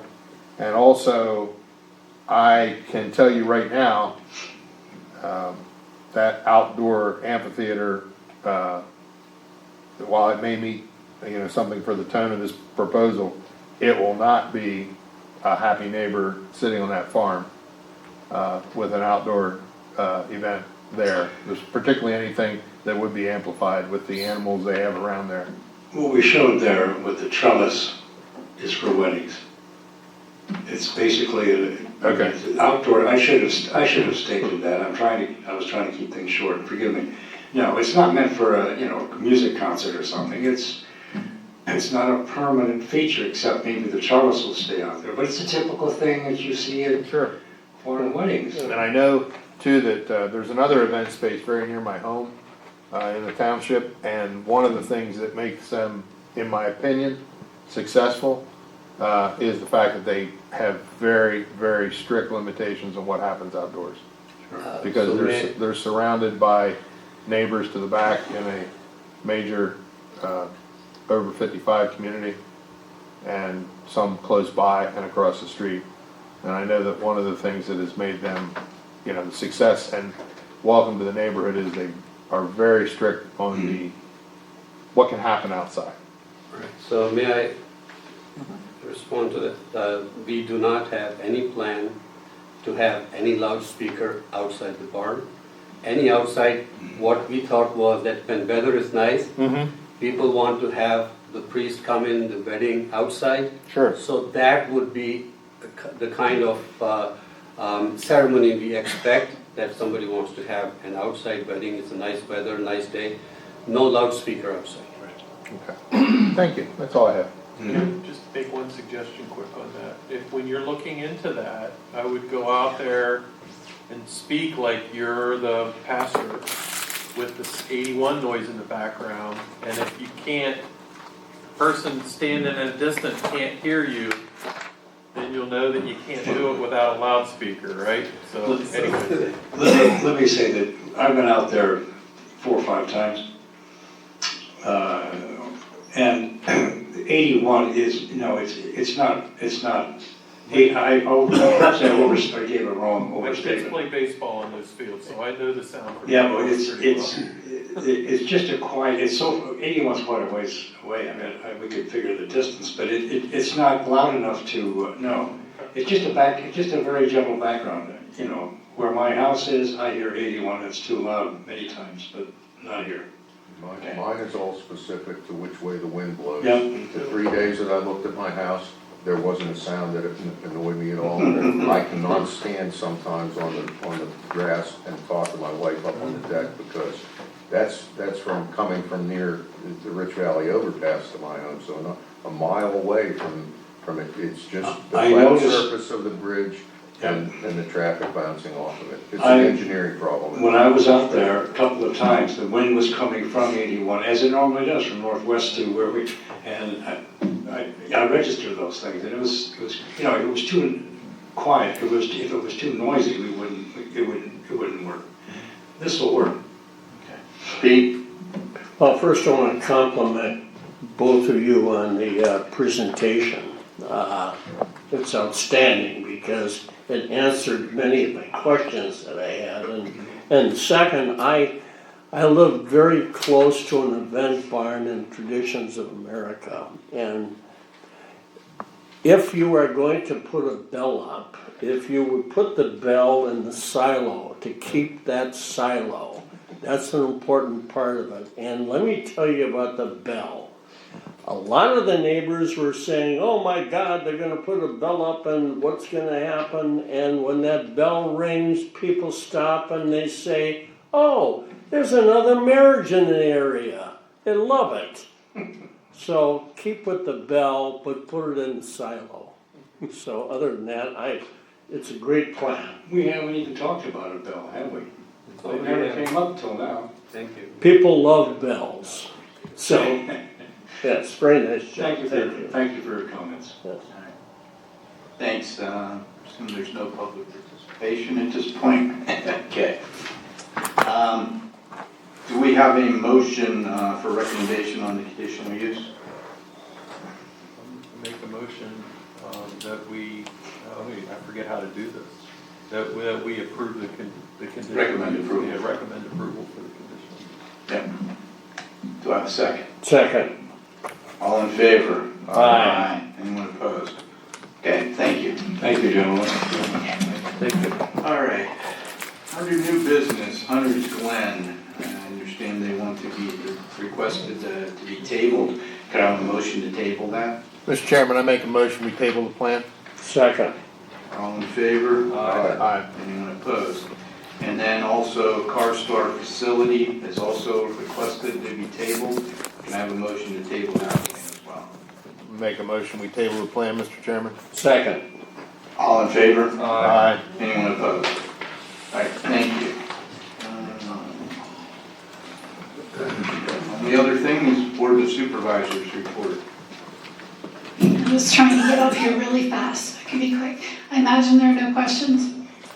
None. You can always email me or call me if you wish. The dedication for Joe Ricky's tree and plaque, we will do that, but it won't be before October. Might even have to be spring, depends on when the trees get planted. So that's all I had. Hold on. I don't have any questions about what you gave, but I do have a question. Back in March, we had recommended that you guys, the board, take a look at, what was your proposal to do a comprehensive traffic study? Do we know where that stands, or has that, I haven't seen anything in any minutes or anything that has been discussed. The recommendation was, that we made was to, for the Board of Supervisors to have a discussion on having a survey before cost goes basically of the entire township, all the main roads that anybody would travel to use that. Yeah, so we are looking through our traffic impact fee ordinance right now, and we want to update that probably a little bit later this year in the fall, and we're gonna, I haven't really informed the board of this, but our internal strategy has been we're gonna combine that snapshot with the traffic impact fee, because we have to do traffic counts to calculate the fee anyway, so we'll combine it all for efficiency's sake, so hopefully should be done, the counts themselves sometime this year. There were specific roads that you were looking at. We were talking about all of the roads that were within the community, so. Yes, correct. So we had a baseline. A baseline, so that we know what the impact is when this facility goes in. But the recommendation was to sit there and forward it to the Board of Supervisors for discussion. So Yeah, I don't know about the discussion It board, was, but I it just, was not, has been on the agenda. I attended the meeting until 11:45 in the morning. Understood. To make sure that, we can do that. Well, how about this, Randy, and Ray and Scott, how about we add it to the agenda for this month's meeting, and then I can brief the board on what we were thinking the plan would be. Would that work for you guys? Yeah, we'd appreciate that. Yep. Yeah, and I can make sure it gets done. I can be a part of that conversation. Yep. So, sorry. Okay, thank you. All right, anything else? Got a motion to adjourn. Make a motion to adjourn. Second. Third. Oh, thanks, everybody. All in favor, aye. Yeah.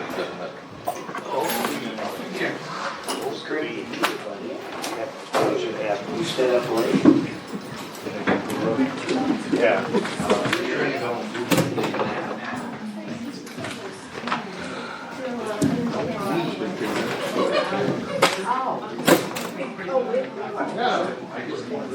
I know how fast you move. Yeah.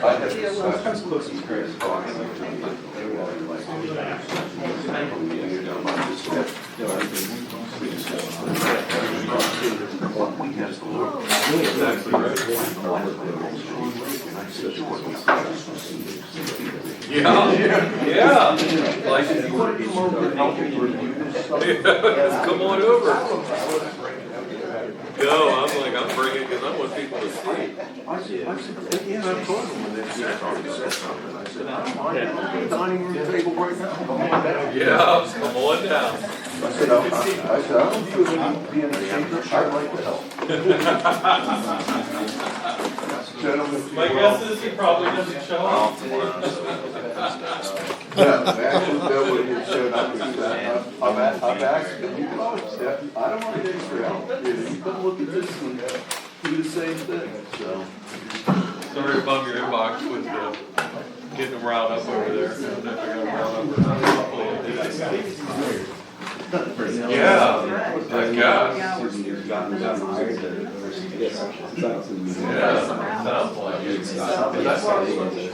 I sent her an email too. I feel the way that I'm getting that water. I should have. No, they don't, they throw everything on the side, at 1 o'clock on Monday, they list everything in the sky, and we think that it's virtually their working. Yep. Same thing with Trindle. Yes. Same with No, that's fine. Anticipate the next meeting, probably to discuss the access concerns on Stevens. So next week or Thank you need me to check my agenda. Whenever that happens, yeah. I know, I should. Have a good night, everyone. Good night, everybody. You guys got Okay, yeah, have a good night, guys. But then you took that video years ago, and then you were able to. Yeah, right. I knew it would come in. Well, good job, good job. Good night, guys. Good night. So Take you're care. filing cabinet in your front seat. Yeah, I agree. What's that? Your little filing cabinet. Yeah, exactly. I know, I didn't have dinner. We should just bag To see cold how late pizza. McDonald's We is. should just have cold pizza. If you need a slice, you get a slice. If you have a good comment, you get a comment for a slice. We're negotiating with these guys up here, and, I thought John was getting a little drunk with everything, and, I was. Well, that's better than the one we thought forgot to put in the one month. I'll take it. People are, Thank you. You want people comfortable, come on, There's What they get? notice on the people at 466. Okay. Yeah, the plan she said was $10,000 for tomorrow. I've, What is the cost? what is the first one? It virtually says that a letter of credit or a bond will automatically renew on its on its that's actual business. That's right. So You would ask them, you said we could do that, so you wanted to. they have that. Yeah.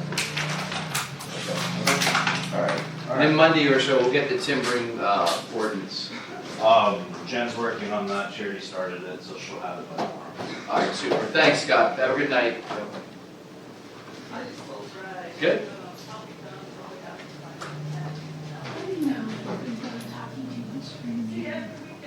No, I'm just ecstatic that this was taken. Yeah. I'm also, I thought Ray did a great job bringing around.